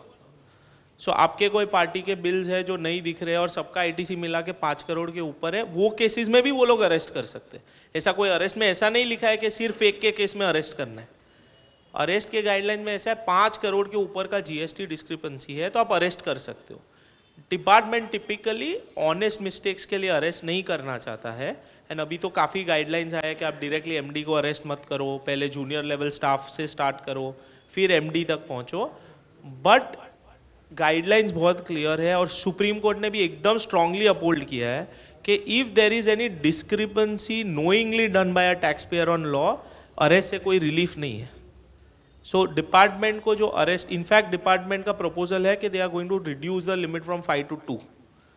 So they are going to make arrest above 2 crores, not above 5 crores, and slowly they will make it above 50 lakhs also. That is very, very clear. That's how department's mindset is कि उनको fake के सारे cases में they want the most possible powers that they can have. And rightly so, because अगर कोई कर रहा है कुछ तो they don't want to give an excuse to the taxpayer. ये कुछ very quickly some highlights. One is e-invoice from 1st October 10 crore के ऊपर एप्लीकेबल हो गया है अगर आपका प्रीवियस टर्नओवर है तो. अप्रैल से 5 करोड़ के ऊपर एप्लीकेबल हो रहा है and within a year I am sure it will be applicable to everyone. Correct. Residential dwelling का एक नोटिफिकेशन आया था तो आई एम श्योर जिसके प्रोप्राइटरीशिप फॉर्म्स है उसमें ये अभी भी थोड़ा कॉन्फ्लिक्ट है बिकॉज प्रोप्राइटरीशिप फॉर्म्स प्रोप्राइटर से अलग नहीं होते. तो अगर आपके पर्सनल नाम पे GST नंबर है और आप कोई रेसिडेंशियल प्रॉपर्टी रेंट पे ले रहे हो तो आपको उस पर RCM भरना पड़ेगा कि नहीं भरना पड़ेगा. व्यू बहुत क्लियर है कि अगर आप सेविंग्स अकाउंट से पे कर रहे हो और पर्सनल बैलेंस शीट में दिखा रहे हो, बुक्स में से प्रोप्राइटरीशिप के बैलेंस शीट में से वो रेंट का खर्चा नहीं कर रहे हो तो नहीं आएगा. प्रोप्राइटरीशिप में से खर्चा कर रहे हो तो RCM का एप्लीकेबिलिटी आएगा. नेक्स्ट.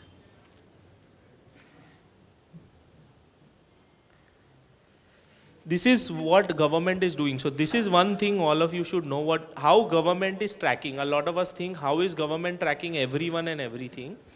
So government का बहुत clear motto है next 3 साल में कि टेक्नोलॉजी को GST के साथ इतना एम्बेड करना है, इतना लोगों को टेक्नोलॉजी पे लाना है. So what government is from center doing? Giving states a budget to run contest. Kerala government ने क्या किया? This is a classic model which will come in other state governments very well. So Kerala government ने एक lucky bill app करके app बनाया है. वो app पे डेली के 50 प्राइजेस एंड मंथली का एक bumper prize which is 10 lakh cash prize. आपको सिर्फ क्या करना है, GST के बिल्स फोटो खींच के अपलोड करना है. अगर आपने समझो कोई किराने वाले से कुछ खरीदा तो उसको बोलना है बिल दे, मुझे फोटो खींचना है और ये ऐप पे अपलोड करना है. अगर मैं रेस्टोरेंट में गया, बिल फोटो खींचना है, ये ऐप पे अपलोड करना है. Idea is 2 things. 1, to avoid tax evasion. Second, to see whether shopkeepers are following the systems that have been put in place. Restaurant में 5% है तो कोई 12 चार्ज नहीं कर रहा है. किराने वाले वो रफ बिल्स नहीं बना रहे हैं. So in Kerala after this app was launched, at least 50% grocery stores have come from manual to computerized billing. Because every week they raided more than 25 grocery stores. Every week. क्योंकि दिन के 50 bill is the minimum. 50 are the prices. So people used to upload more than 2000, 3000 bills. Average बोल रहा हूँ, अभी तो volume बहुत बढ़ गया है. तो महीने के अगर गवर्नमेंट को 60, 70 हज़ार, 80 हज़ार अलग अलग स्टोर के बिल आ रहे हैं, उनको कुछ करना ही नहीं है. कंप्यूटर सब करता है. ये बिल में ये मिस्टेक है, इसमें ये मिस्टेक है. कि शॉपकीपर ये वीक में कौन से 10 शॉपकीपर के बिल में सबसे ज़्यादा प्रॉब्लम है. Correct. So and this slowly all states are coming. So only by this app in 21-22 Kerala's GST revenue increased by 11,000 crores. Only through this app. Nothing else. बाकी evasion अलग, बाकी सब अलग. So 11,000 crore के सामने उन्होंने hardly 10 crore के prices दिए. क्या फर्क पड़ता है गवर्नमेंट को? So these are the initiatives that center is working on. Center is making things more and more streamlined in GST. and जितने loopholes, जितने आप सोच सकते हो ना, धीरे धीरे उतने loopholes वो लोग प्लग किए ही जा रहे हैं. It's an evolving law, will take some time. but they are making a lot of effort. So अभी काफ़ी सारे questions है e-way bill related. I'll take some of the key questions that I know. bill to ship to पे जाना पहले. This is the most typical problem in most industries in e-way bill कि मुझे मेरे सप्लायर के premises से मेरे customer के वहाँ डायरेक्ट माल भेजना है, बट मुझे चाहिए नहीं कस्टमर को सप्लायर का पता चले, सप्लायर को कस्टमर का पता चले. करेक्ट. सो आज लोग क्या कर रहे हैं कि कोई भी रैंडम ई-वे बिल बना रहे हैं. समझो मेरे सप्लायर ने से मैं माल ले रहा हूँ तो मेरा सप्लायर मेरा ई-वे बिल बनाता है. करेक्ट. फिर मैं ट्रक वाले को ई-वे बिल दूसरा देता हूँ और माल जाता है डायरेक्टली वहाँ से वहाँ. Correct. That is a very very big issue and it is not going to go through in assessments. आप कुछ भी कर लो, गवर्नमेंट का एकदम क्लियर सर्कुलर है कि अगर ए, बी और सी इन्वॉल्व है, ए बी से माल खरीद रहा है और बी को बोल रहा है कि भाई माल डायरेक्टली सी के वहाँ जाना चाहिए. अभी ए का कंसर्न क्या है कि सी को पता नहीं चलना चाहिए बी कौन है. Technically speaking that is what as concern is. अभी ये केस में दो पॉसिबिलिटी, एक बी ई-वे बिल बनाएगा, एक ए ई-वे बिल बनाएगा. करेक्ट. सबसे पहला प्रॉब्लम कि बी को सी का पता नहीं चलना चाहिए is easy to solve. A can make the e way bill, not share a copy with B. B can say मैंने एक्स गो डाउन दिया है. बी अपनी सेफ्टी के लिए क्या करेगा, पहले वो एड्रेस कर लेते हैं. बी को ए से एक लेटर लेना है which has the e way bill number return on it. So e way bill number अगर है तो that is enough proof for B कि मूवमेंट हुआ है मेरे माँ से. बी वो ई-वे बिल नंबर से ये नहीं जान सकता ई-वे बिल किस पे बना है. करेक्ट. सो बी को ए से लेटर लेना है against x go down invoice कि बॉस ए ने ये नाम का ई-वे बिल ये डेट पे जनरेट किया, और ए को वो ई-वे बिल के सिर्फ स्नैपशॉट, प्रिंट स्क्रीन करोगे तो सिर्फ उतना स्नैपशॉट आता है, वो स्नैपशॉट दे देना है बी को. तो बी सेफ है कि देखो मैंने माल बेचा. मुझे अगर जीएसटी वाले, बी का मेजर कंसर्न आज के डेट में ये है, जीएसटी वाले आते हैं और बोलते हैं आपने सब एक्स गो डाउन भेजा है, माल एक्चुअल में गया नहीं गया कैसे पता चलेगा. करेक्ट. सो बी दिखा सकता है ये देखो मैंने जिसको बेचा है उसका लेटर है, उसका स्क्रीनशॉट है कि ई-वे बिल जनरेट हुआ है ये नंबर का, ये डेट को, ये टाइम को. मैं उसके पर्टिकुलर्स नहीं जानता हूँ ऑब्वियसली क्योंकि मैंने जनरेट नहीं किया. सो बी का प्रॉब्लम सॉल्व हो गया. अब क्वेश्चन है कि सी को बी का पता नहीं चलना चाहिए. तो अगर आप ई-वे बिल का स्क्रीन एक्चुअली देखोगे तो गवर्नमेंट ने कहीं पे भी ये नहीं बोला है कि आप डिस्पैच फ्रॉम में बी का डिटेल्ड एड्रेस डालो. गवर्नमेंट में सिर्फ ये बोला है कि मुझे तो pin code to pin code tracking चाहिए. अभी आप ऐसा नहीं बोल सकते कि बी के पिन कोड डालूंगा तो सी को पता चल जाएगा वो पिन कोड में बी कौन है कहाँ पे है. Correct. So the only right way to do e way bill in a transaction where material is directly going from supplier to customer is bill to ship to. There is no third way about it. If and I am sure a lot of industries have problem this, but the fact of the matter is after this circular none of the industries have represented to the government there is a problem. Now in assessments everyone is facing a problem because problem ये है B ने मेरे पे e-way bill बनाया, मैंने मेरे address से C पे ई-वे बिल बनाया, but mall B to C गए तो दोनों ई-वे बिल फॉल्टी हो गए तो डिपार्टमेंट दोनों पे ई-वे बिल का पेनल्टी लगा रहा है. करेक्ट. अभी हम लड़ रहे हैं अरे बट एक्चुअल में तो ऐसा ही हुआ है, हमको ये नहीं जानना है वो नहीं जानना है, but there is a way out and bill to ship to is a very easy way out. आप डिस्पैच फ्रॉम में बी का एड्रेस डालो, पूरा एड्रेस मत डालो ना, अंधेरी ईस्ट मुंबई 40069 डालो, दैट इज इनफ. एलआर पे तो पूरा एड्रेस होगा ही आपके पास, एलआर आप रख सकते हो, सी के साथ शेयर करने की जरूरत नहीं है. एलआर तो आप ही बनाओगे ना from B to C.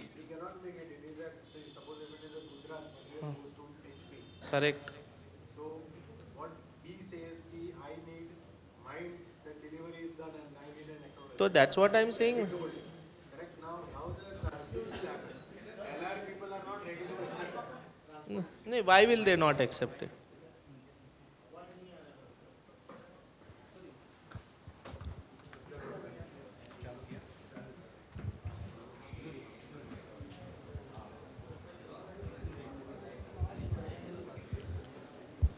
What happens? Transporter insists कि we will show the delivery from where we have picked up as a consigner.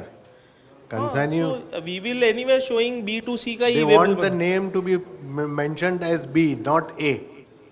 हाँ, सो आप बी लिखो ना, एलआर का copy Then automatically C will come to know. But you don't share LR with C, no.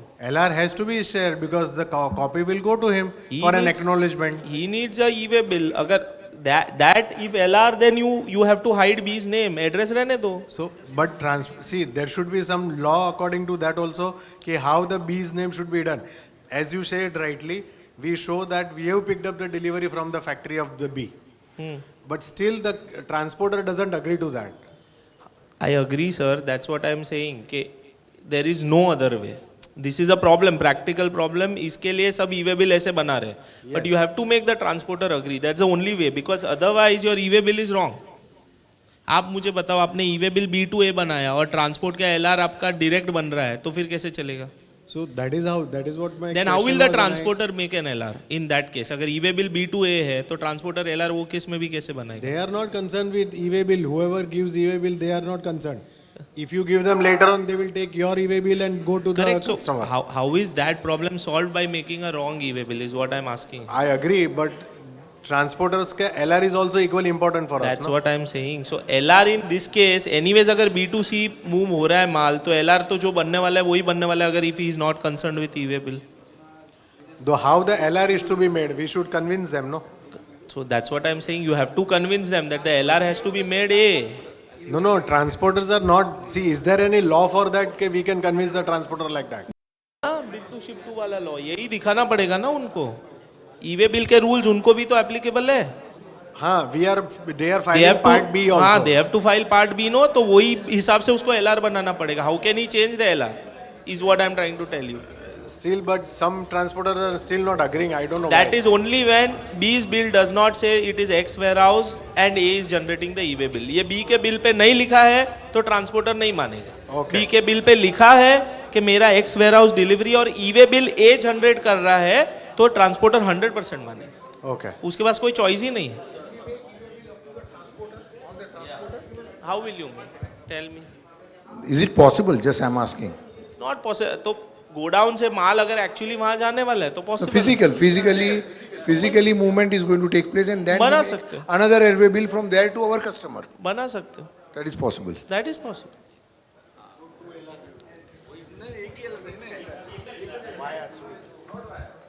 Two e-way bills, one LR. Transporter तक actual distance है और जाने वाला है तो कोई प्रॉब्लम ही नहीं है ना.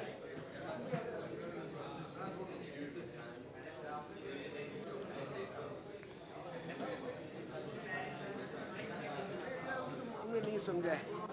આ મેં એક પરચેસ કર્યું છે મહારાષ્ટ્રમાં. હું ગુજરાતમાં છું, રાઈટ. આ બંને પરચેસ મેં કર્યું છે. મેં ડિલિવરી દેખાડી છે ભિવંડી. ડિસ્પેચ દેખાડ્યું છે. ડિસ્પેચ આપણે from Bhiwandi. Place of delivery Bhiwandi, right. હવે આ બંને હું ભેગું કરી અને મેં આ ચાલુ કર્યું ગુજરાતમાં. Bill from dispatch from. તો આ બરાબર છે? હા, અગર પાર્ટીના ડેટા બરોબર છે તો આ બરોબર છે.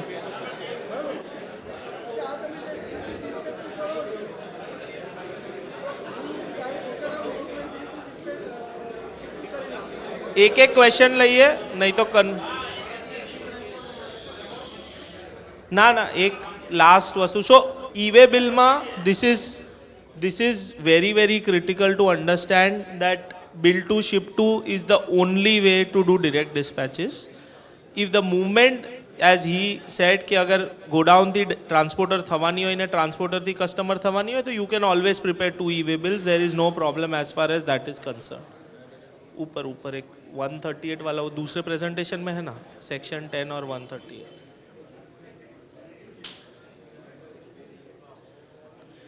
One more issue that has come in investigation, which a lot of people are not handling well, though it's not an issue according to me, but we will just touch base upon that, is a lot of people in this X go down delivery are actually, when the officers come, are getting perturbed because the officer says that the person who initiates the movement has to make an e-way bill. तो आपको अगर delivery नहीं हुई तो आपने e-way bill कैसे बनाया, because जा रहा तो एक्चुअली बी के गोडाउन से सी पे है. सो सेक्शन 10 में उसके लिए ऑलरेडी एक प्रोविजन है कि where the goods are delivered by supplier to recipient और any other person on direction of a third person, either by way of transfer of documents or otherwise it shall be deemed that the such person has received delivery. So whenever you are asked a query by a supplier कि यार मैं X go down करूँगा तो officer मुझे ही question करता है. This is the shelter that you have to take. कि when I am directing you that you give me goods X go down and I will directly give it to my customer, it is deemed that you have delivered the goods to me on that place. That gives me the documents to title. ज़रूरी नहीं है कि मेरे पास physical ownership transfer होनी चाहिए. The moment I have the entitlement to goods, under the next rule of 138, I can make the e-way bill because the goods are deemed delivered to me. एक issue सिर्फ e-way bill में ऐसा है जो अभी as of today अनरिकंसाइलेबल है, जिसके लिए काफ़ी रिप्रेजेंटेशंस भी गए हैं बट वो रिप्रेजेंटेशंस का कोई इफेक्टिव आंसर नहीं आया है. Is when the transporter, when A B and C are involved, जो मैंने अभी एग्जांपल दिया था, और ट्रांसपोर्टर बी का है तो क्या करने का. ए का ट्रांसपोर्टर नहीं है, correct. Freight is paid by B, the consignment is inclusive of freight paid by B, मुझे उसके साथ रेट मिला है, and B is arranging for delivery from his godown to C. In that case, Rule 10 and 138 are in conflict because 138 says कि जिसने movement चालू किया उसको ही ई-वे बिल बनाना जरूरी है, करेक्ट. ये केस में B का ट्रांसपोर्टर है तो B ने मूवमेंट चालू किया तो B को ई-वे बिल बनाना जरूरी है, भले वो एक्स गोडाउन डिलीवरी करे. बट 10 बोलता है कि बिकॉज मेरे पास ओनरशिप है मैं भी ई-वे बिल बना सकता हूँ. सो ये केस में अभी भी कॉन्फ्लिक्ट चल रहा है कि जब ट्रांसपोर्टर B का है, A का नहीं है, सी का नहीं है. ए और सी का है तो कोई प्रॉब्लम ही नहीं है, बट ट्रांसपोर्टर बी का है तो ए ई-वे बिल कैसे बना सकता है, करेक्ट.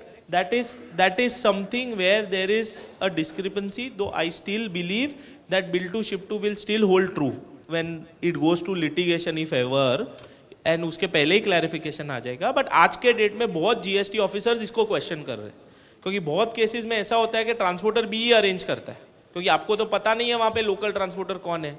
तो बी बोलता है मैं आपको माल आपके कस्टमर तक भिजवा के दूंगा, डॉक्यूमेंटेशन फिर आप लोग आपके हिसाब से डिसाइड करते हो. उस केस में बी को ई-वे बिल बनाना जरूरी है because the person occasioning the movement of goods is B. In that case there is a discrepancy today कि boss how can A make a e-way bill जब ट्रांसपोर्टर बी का है, movement B करवा रहा है, ए नहीं करवा रहा है. But I still believe bill to ship to and A making the e-way bill is a better solution rather than doing a wrong e-way bill in that case. Now we can take questions.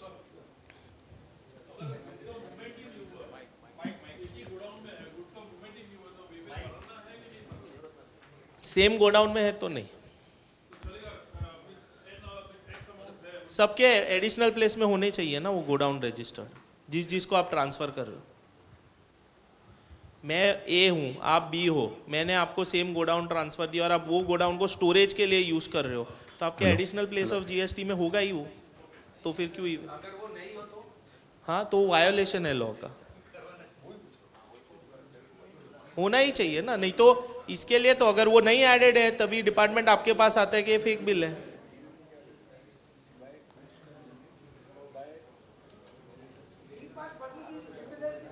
क्या transporter की नहीं, transporter भरेगा ही ना.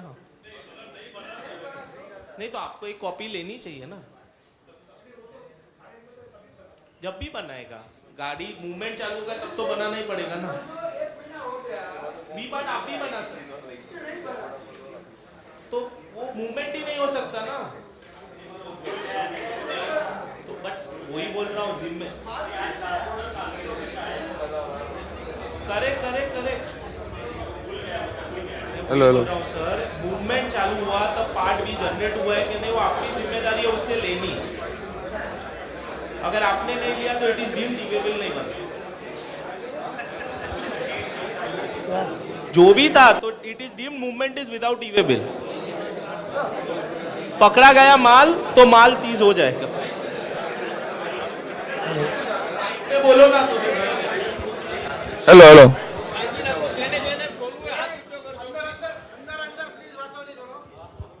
Hello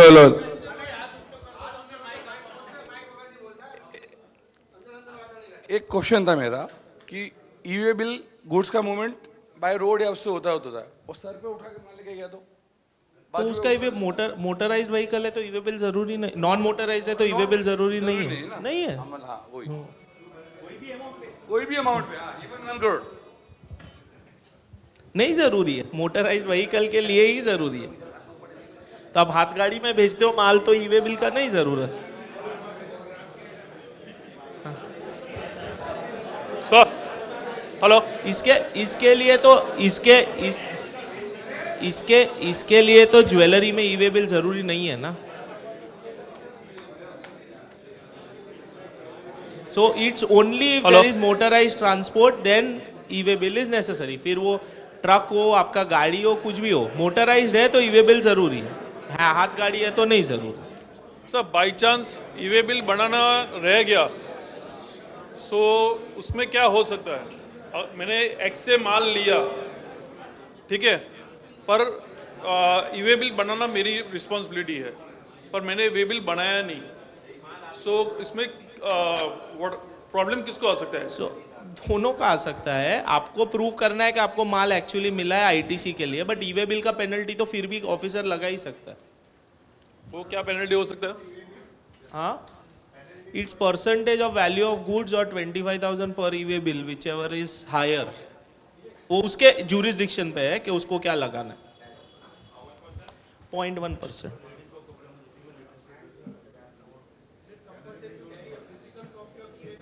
transporter has to carry.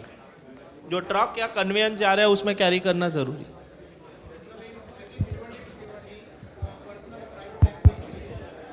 तो भी वो motorised vehicle है ना, तो ईवे बिल जरूरी है। हेलो, B1D टू B1D में ही तो सबसे ज्यादा प्रॉब्लम है अभी। अब DGGI के 90% मैटर्स देखो बॉम्बे में, वो B1D टू B1D वाले ही है।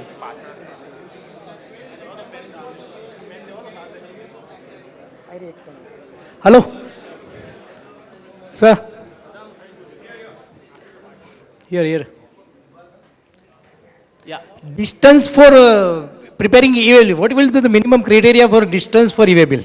क्या If I am dispatching material from one godown to another, 10 kilometre और वैल्यू भी आपका एक्सीड हुआ, फिर 2 किलोमीटर 5 किलोमीटर भी है तो आपको e-way bill if we are moving goods within the B1D area, it is almost within one radius of 1 kilometer or 2 kilometers. Sir, but if the value exceeds 1 lakh rupees आपको Its value is not exceeding. Then हाँ तो nothing. 10 kilometre. Okay. 10 kilometre से 10 kilometers. Until and unless interstate है तो mandatory है फिर 10 kilometers. Sir, as he said, in continuation of that only, if I am dispatching the good, I have taken the LR, I have given the material to the transporter. He has dispatched the good without uploading the part B, for It's example. deemed e-way bill is not prepared. Simple है। Okay, but मतलब then, उसमें कोई ambiguity नहीं है कि उसने ये नहीं किया, मैंने ये किया। okay, then we could not justify ourselves if any investigation comes on us. No, because you are not supposed to let the transporter move your goods till part B is generated. वो ensure करना तुम्हारा जिम्मेदारी है। But then we come to know once the goods has reached over there, or अरे, you say for come to example, know मतलब वही department बोल रहा है ना कि गुड्स का ओनरशिप किसका है, ट्रांसपोर्टर का थोड़ी आपका है ना। हाँ, but then तो वो तुम्हारा माल तुमको पूछे बगैर कैसे part B लेके गया? responsibilities तो उनको दी है ना कि भाई आप वो अपलोड तो करेंगे। आप वो पार्ट बी जनरेट करें तभी उनको माल लेके जाने दो। See, it's something like this. Say, for example, I have a practice. Every next day, once I give it to goods to the transporter, next day I just check with the e-way bill and I just take a print of it with part B. Yes. Sometimes it may happen that material has already passed through. It has gone. And under that circumstances, if I fight with the transporter, आपने part B नहीं भरा है और आपने भेज दिया, genuine case है, fight कर सकते हो। फाइटिंग में तो इंडिया में कोई लॉ ही नहीं है, आप कितना भी लिटिगेशन कर सकते हो। जस्टिफिकेशन डिपार्टमेंट्स के पास मेरे पास I'll not have anything ball to is in his justify. court, no. Ball is in his court. He wants to let go of you of the penalty. He will let go. वो बोलता है नहीं गलत है तो गलत है, आप क्या करोगे? Because by law it is deemed you have not prepared Okay. anything. So even I have got the LR with me. It is in the LR hand does of, not absolve you from that's- e-way bill. It is in the hand of the officer. Yes. Okay, thank you.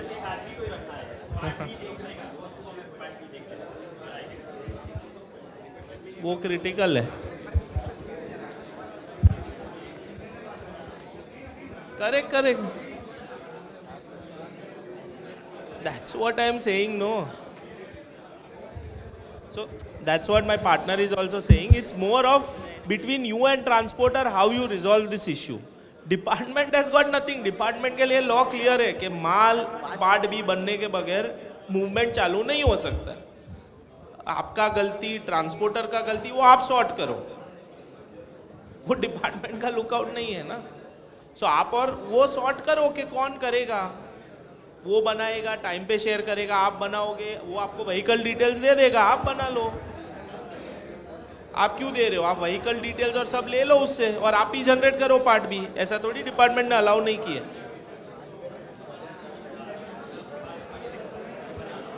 आप transporter पे क्यों छोड़ रहे हो? Excuse me.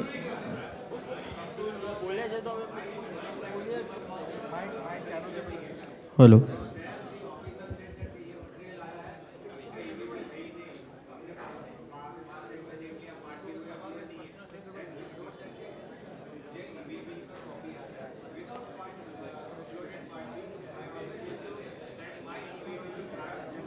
But that's what I'm saying. As he also said and I am also saying, आप part भी बना लो, उसे व्हीकल डिटेल लिए बगैर जाने ही मत दो माल.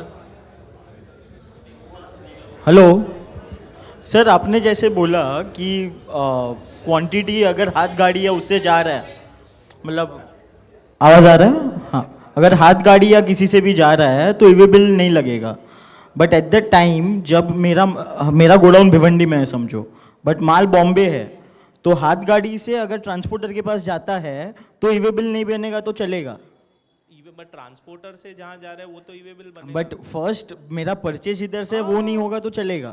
हाथ गाड़ी से माल आया तो ईवे बिल जरूरी नहीं है ना. तो उसका कुछ पर्टिकुलर क्वांटिटी रहता है कि इतना क्वांटिटी तक जा सकता है कि हाथ गाड़ी अभी जितना आप हाथ गाड़ी में लेके जा सकते हो वो नोशनल मैट्रिक्स है. ऐसा कोई क्वांटिटी नहीं है.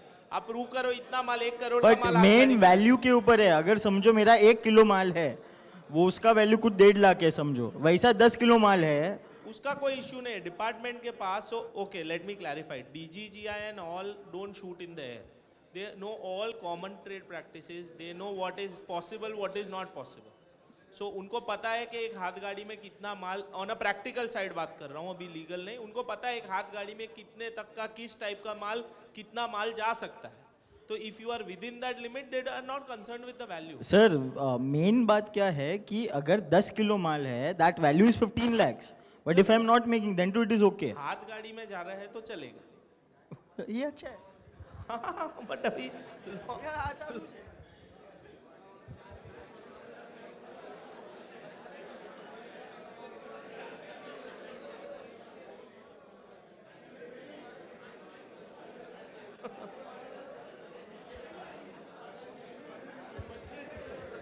Excuse me. Hello. One question. Hello. One question. This is not related to e-way bill.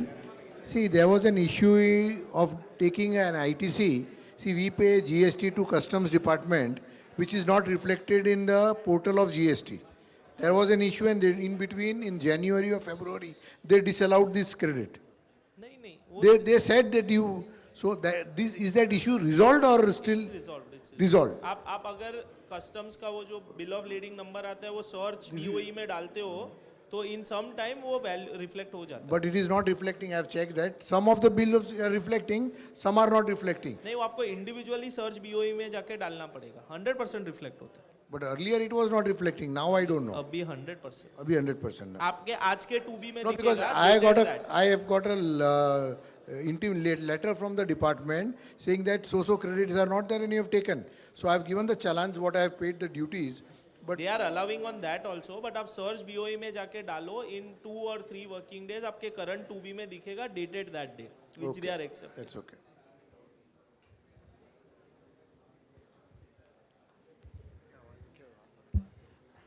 We are having our warehouse at Bhiwandi, and usually we transport our goods to Himachal Pradesh or some other place.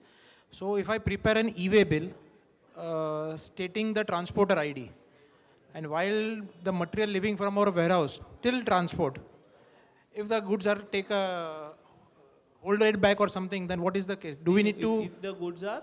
किसी ने पकड़ लिया रास्ते में at that point of time, because we have a e-way bill with only part A generated, and we input the transporter ID. So again the same question, part B के बगैर आप movement initiate नहीं कर सकते. So we need to enter the local tempo's number in the part B. Yes. Okay, with each and every consignment which is our warehouse. नहीं आप भी डाल ये क्या क्वेश्चन बोल रहे हैं? If I understood right or not, I'll tell you that they have a local tempo which is transporting goods from Our warehouse to the transporter warehouse. It's a motorized transport. If the value is above 1 lakh, you have to have a e-way bill. दो e-way bill बनेंगे ना सर? From warehouse to transporter and transporter to Himachal Pradesh. दोनों आप ही Partey तो दोनों आप ही बनाओगे ना? या transporter बनाओ? There will be 2 e-way bill for the same invoice. Same invoice. क्या करोगे आप? How can you generate? अरे सर अगर आपने एक डिलीवरी यहाँ से ट्रांसपोर्टर तक की तो ट्रांसपोर्टर दूसरा ई-वे बिल बना सकता है from his place to Himachal Pradesh. तो आप डायरेक्ट बनाओ ना, बिल फ्रॉम डिस्पैच फ्रॉम करके आप बनाओ और वो नोट लिख दो. I am presuming the area will be within 10 kilometres only. No, so आप डिलीवरी चलन डाल दो. वो प्रैक्टिकली अलाउ करते वो लोग. बट ई-वे बिल तो आपको जनरेट करना ही पड़ेगा जब आपके वहां से निकला.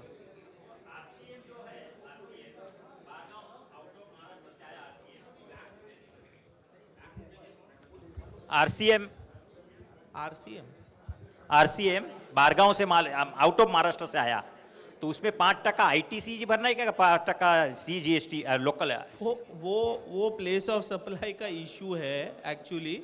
Good question. सो अगर आपका फ्रेट का बिल आउट ऑफ महाराष्ट्र के ट्रांसपोर्टर ने आपको ये फ्रेट का बिल बनाया है तो आपको प्लेस ऑफ सप्लाई के हिसाब से जाना पड़ेगा. सिंपल आंसर है 5% आईजीएसटी लगना चाहिए. इन दैट केस महाराष्ट्र का है तो सी और एस लगना चाहिए. बट उसका प्लेस ऑफ सप्लाई ढूंढना थोड़ा कॉम्प्लिकेटेड. बट आप सिंपल आंसर है 5% आईजीएसटी.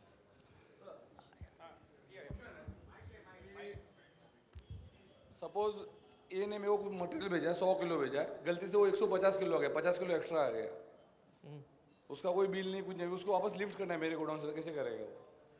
तो आपको पहले बिल मंगाना पड़ेगा ना उसका और बिल वो नहीं, माल तो मेरे गोडाउन पे आ चुका है. तो वो तो एरर ही है सर. एरर तो वो किसका? तो उसको आपको ए से आपको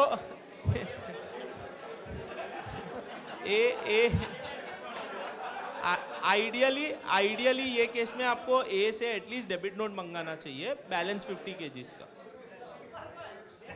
One question. I have supplied some goods, A has supplied some goods to B. Now B is refusing to accept the goods. Okay? In that case, what is to be done? How will he refuse to give? No, so many times what happens is rates come down. They say we will not take the goods. Some sort of reason. How to take it? Because the transporter will not get it back without e-way bill. He is not ready to give even debit तो note. आप वापस return e-way bill बनाओ ना. आप credit note तो issue कर ही सकते हो ना suo motu. Okay, so I have to issue a credit note and return e-way bill I have to prepare. Yes.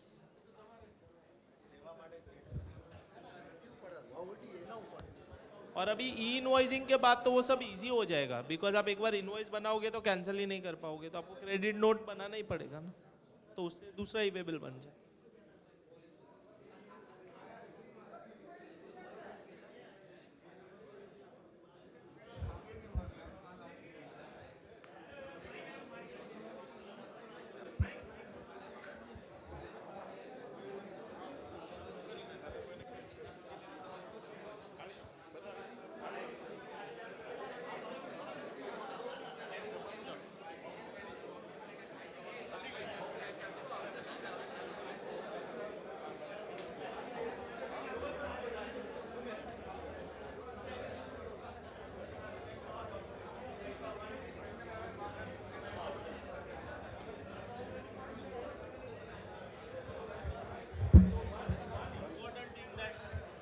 Just to conclude,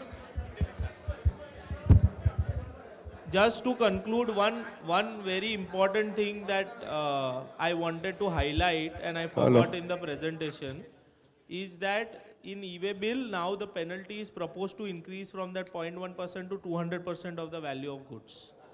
correct? तो इसके लिए ई-वे बिल बहुत ही ज़रूरी है. 200% पेनल्टी लगने वाला है अगर ई-वे बिल नहीं है तो.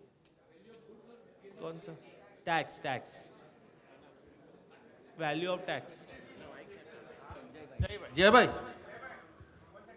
Last question. आपने अभी जैसे बोला कि पार्ट बी कंपलसरी है अपडेट करना, ओके. लोकल गाड़ी नंबर डाला हमने, टेम्पो नंबर, एक ट्रांसपोर्ट में माल भेजा, ट्रांसपोर्ट ने वापस अपना जिस ट्रक में वो माल भेज रहा है उसको अंदर भी तो वो गाड़ी ऐड कर सकता है. मल्टी व्हीकल ऐड हो सकता है ना, तो वो एक ही ई-वे बिल में पूरा काम हो सकता है.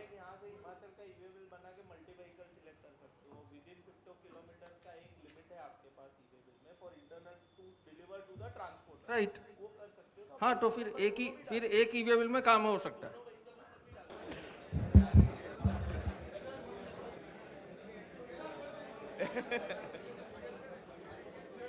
ધંધો બંધ કરીને દલાલી ચાલુ કરવાનું બંધ થઈ ગયું છે જીએસટી સાંભળ્યા પછી.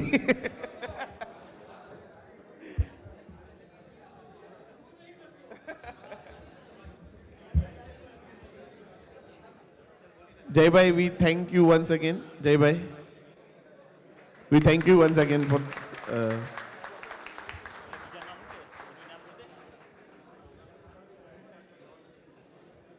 હવે આપણે આપણા જે બે ચાર એનાઉન્સમેન્ટ કરવાની છે કારણ કે ઓલરેડી 9 વાગી ગયા છે, તો આપણે થોડુંક પ્લીઝ સાયલન્સ 10 મિનિટમાં આપણે પૂરું કરી નાખશું. નેક્સ્ટ પ્રોગ્રામ જે આપણે એનાઉન્સ કરવાનો હતો એ છે ક્રિકેટ મેચ.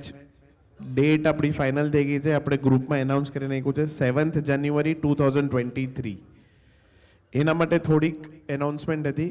આપણે ટોટલ આપણી પાસે 160 નામ આવ્યા છે 300 મેમ્બરમાંથી. So that's a great thing. Bhavishbhai, આપણે કલ્પેશભાઈ ને એ લોકો બધું મેનેજ કરે છે. ઇટ્સ અરાઉન્ડ 16 ટીમ્સમાં આપણે ડિવાઈડ કરીએ છીએ ટોટલ મેચ. સવારના 9 થી રાતના 10 વાગ્યા સુધીનો ટાઈમ રાખ્યો છે. વેન્યુ ડિસાઇડ છે, venue is Chitrakoot Andheri, fun રિપબ્લિકની પાછળની સાઈડમાં. તો વેન્યુ ઇઝ ડિસાઇડેડ. એના માટે આપણે ઓક્શન રાખવાના છે. That is 12th of November. થોડુંક બધું પહેલાંથી પ્લાન કરીએ છીએ કારણ કે બધાને ટાઈમ ડેટ બધું બ્લોક કરી શકે એના માટે. તો that is finalised 12th November, Ghatkopar, Jolly Gymkhana, mostly Jolly Gymkhana. So we'll decide venue and everything, we'll post it. So 2 things are decided. હવે એ સોલ ટીમ માટે 10-12 જણ સ્પોન્સર્સના નામ ઓલરેડી અમારી પાસે આવી ગયા છે. કપ માટે સ્પોન્સર્સના નામ આવી ગયા છે. જેને બી નામ લખાવવું હોય ટીમ ખરીદવા માટે, they can come here and write to us, or અમને એક વખત વોટ્સઅપ કે કોઈને બી કોન્ટેક્ટ કરીને લખી શકે છે. કાલે અમે પૂરી ડિટેલ્સ સાથે એક વખત ગ્રુપમાં નાખી દઈશું શું ચાર્જિસ છે કે શું ટીમના સ્પોન્સર્સના ચાર્જિસ છે. જેને બી ઇન્ટરેસ્ટ હોય એ અમને કોન્ટેક્ટ કરીને આગળ વધી શકે છે. બીજી વસ્તુ, આ આખી event total YouTube live channel પર આપણે બ્રોડકાસ્ટ કરવાના છે. સેકન્ડલી, આખું મેચનું કવરેજ મિડ ડેમાં પોસ્ટ મેચ પ્રેઝન્ટેશન મિડ ડેમાં આખું આવશે. તો જે બી ટીમ લેશે કે જેનું બી નામ હશે દેટ વિલ બી એટલે એક વેટેજ મળશે તમને, પોતાને લાગશે કે એક તમે કામ કર્યું તો એ ઉગી નીકળ્યું છે.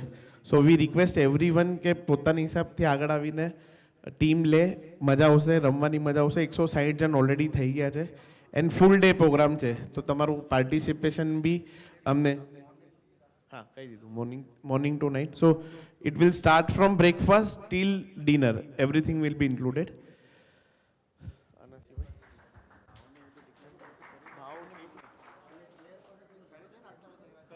આપણા એઝ ઓલરેડી સેડ કે it's free for all our members. એક બી રૂપિયો મેમ્બર્સ પાસેથી નથી લેવાનો. તો એક મિનિટ, ચાર્જીસ ડિક્લેર કરી દેવા અત્યારે. ઓકે,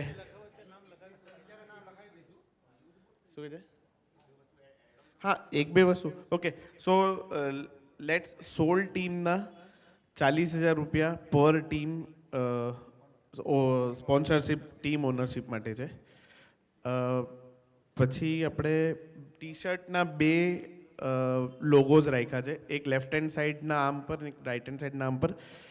દેટ ઇઝ 35,000 પર લોગો. બધા 160 પ્લેયરના ટી શર્ટ પર એ ટીમનો લોગો રહેશે, એટલે એ ઓનરશિપનો લોગો રહેશે.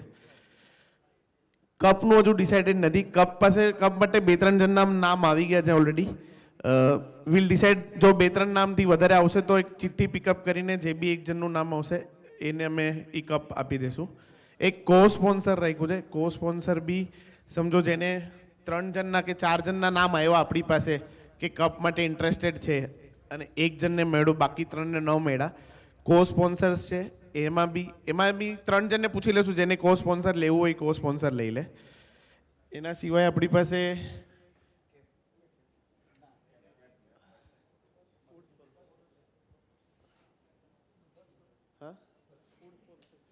બસ આટલા જ છે ને. ઓકે, સો આટલા જ છે સ્પોન્સર્સ. ઓલમોસ્ટ આપણે 20-22 જણમાં આપણે થઈ જશે. 20-22 જણના નામ જોઈએ, તેમાંથી 10-12-15 નામ આવી ગયા છે. જીમીશભાઈ ઊભા થઈ ગયા છે કપ માટે. જીમીશભાઈ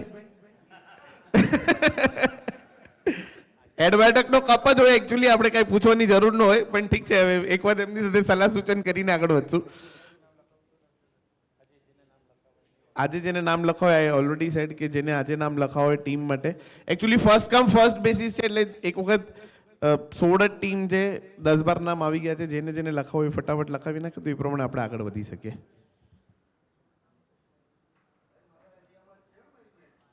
તમારા એરિયામાં જ છે, તમારી સામે જ છે. તમારી સામે જ છે, એટલે આઈધર એડબાયોટેકને પૂરા દિવસનો બીજો લાભ આપી દી. આ જીએસટીનો પ્રોગ્રામ આપણે જે કર્યો એના માટે રાજીવ ભુગલિયાને એક વાર થેન્ક્સ કહીશું. એમને આપણને સજેસ્ટ કરેલું કે કામામાં પ્રોગ્રામ છે અને તમે આ પ્રોગ્રામ કરી શકો છો. તો thanks Rajivbhai for the suggestions. આવી રીતના સજેશન આપતા રહેશો તો અમને બી કામ કરવાની મજા આવશે. ટીમ સુપર થઈ ગઈ છે, એના માટે મેં કાંઈ કહેવાની જરૂર નથી. Excellent committee, excellent work. Chirag છે કે કલ્પેશ છે કે જે બી નવા મેમ્બર્સ અમારી સાથે જોડાયા છે એટલું જ કામ કરે છે અમારી સાથે. તો I am really happy to have such a team. હા, અને આ વખતે એક અલગથી આપણે કર્યું હતું કે જે લોકો આવવાના છે એક ફોર્મ ભરે કે ભાઈ અમે આવશું. That is just not because of anything. Attendance જોઈએ છે કે આપણે એ પ્રમાણે આપણું ફૂડ પ્રિપેરેશન કરીએ કે વેસ્ટ ન થાય. આપણા જ રૂપિયા છે, આપણે જેટલા બચાવશું એટલા વધારે પ્રોગ્રામ કરી શકશું કે જે બી કરી શકશું. તો આ વખતે મારા ખ્યાલથી 162 જણ ગઈકાલે રાત સુધી બી લોકોએ ફોર્મ ભર્યા છે. 162 પીપલનું કન્ફર્મેશન છે. આઈ થિંક અત્યારે 150 જણ છે આપણી વચ્ચે. So that is fine. I think that should be 10% આગળ પાછળ કોઈ આવે ન આવે દેટ ઇઝ ફાઇન. પણ પ્લીઝ મેક શ્યોર કે નેક્સ્ટ ટાઈમથી અમે આ ફોર્મ મોકલશું અને બને એટલું જલ્દી ભરીને મોકલી દો તો વી કેન, એટલે અમને હોલથી લઈને ખાવા સુધીની બધી જ ખબર પડે કે કેવી રીતના આગળ વધવું છે. કારણ કે એક વખત એવું થઈ ગયું હતું કે 125 જણનું કીધું ને 175 જણ આવી ગયા હતા. એની પહેલા વખતે 200 જણનું કીધું હતું ને ખાલી 100 જણ આવ્યા હતા. તો ઓલમોસ્ટ હવે પ્લેટ 1000 રૂપિયાની આજુબાજુ હોય છે. આપણે 10-15 હજાર રૂપિયા ખોટા વેસ્ટ કરીને કોઈ મતલબ નથી થતો. સો આઈ રિક્વેસ્ટ એવરીવન કે તમે એ ફોર્મ આવે એ ફોર્મ તમારી અનુકૂળતાએ ભરીને એના માટે, કારણ કે અમુક લોકો એમ કહેતા હતા કે શું મેમ્બર નથી થતા એટલે તમે ઘડી મોકલો છો કે ભાઈ આ ફોર્મ ભરો આ ફોર્મ ભરો. એવું કાંઈ નથી. મેમ્બર ઓટોમેટિક થઈ જ જાય છે. આપણને મેમ્બર જેટલા છે એટલા થઈ જ જાય છે. ઇટ ઇઝ જસ્ટ બીકોઝ કે આપણને ખબર પડે કે કાઉન્ટ કેટલો છે, બીજું કાંઈ નથી. 310 મેમ્બર થઈ ગયા. 1 મિનિટ રાજુભાઈ.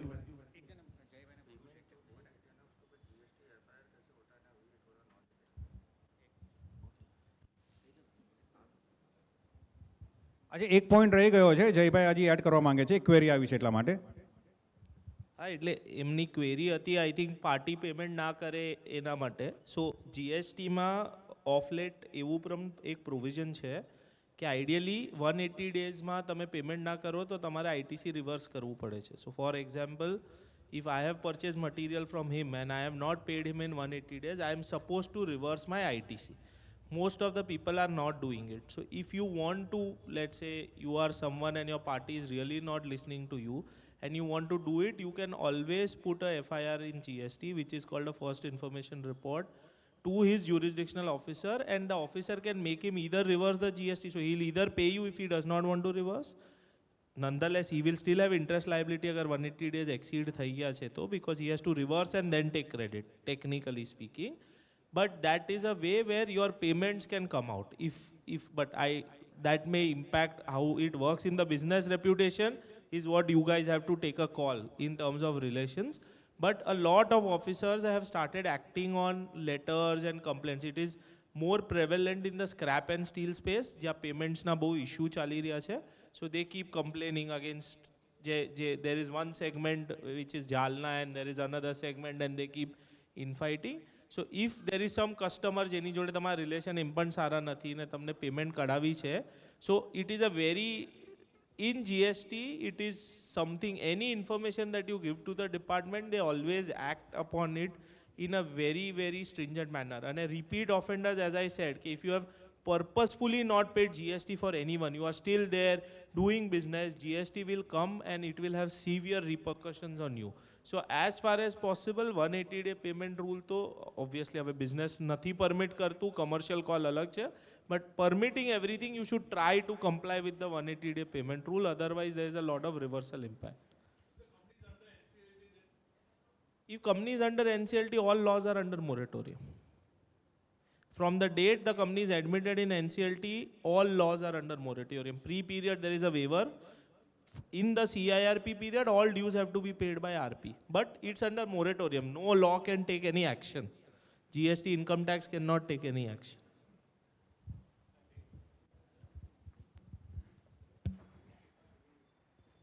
આખો પ્રોગ્રામ આપણે રેકોર્ડ કર્યો છે. આપણે કાલે યુટ્યુબ ચેનલ બનાવીને ગ્રુપમાં નાખી દઈશું.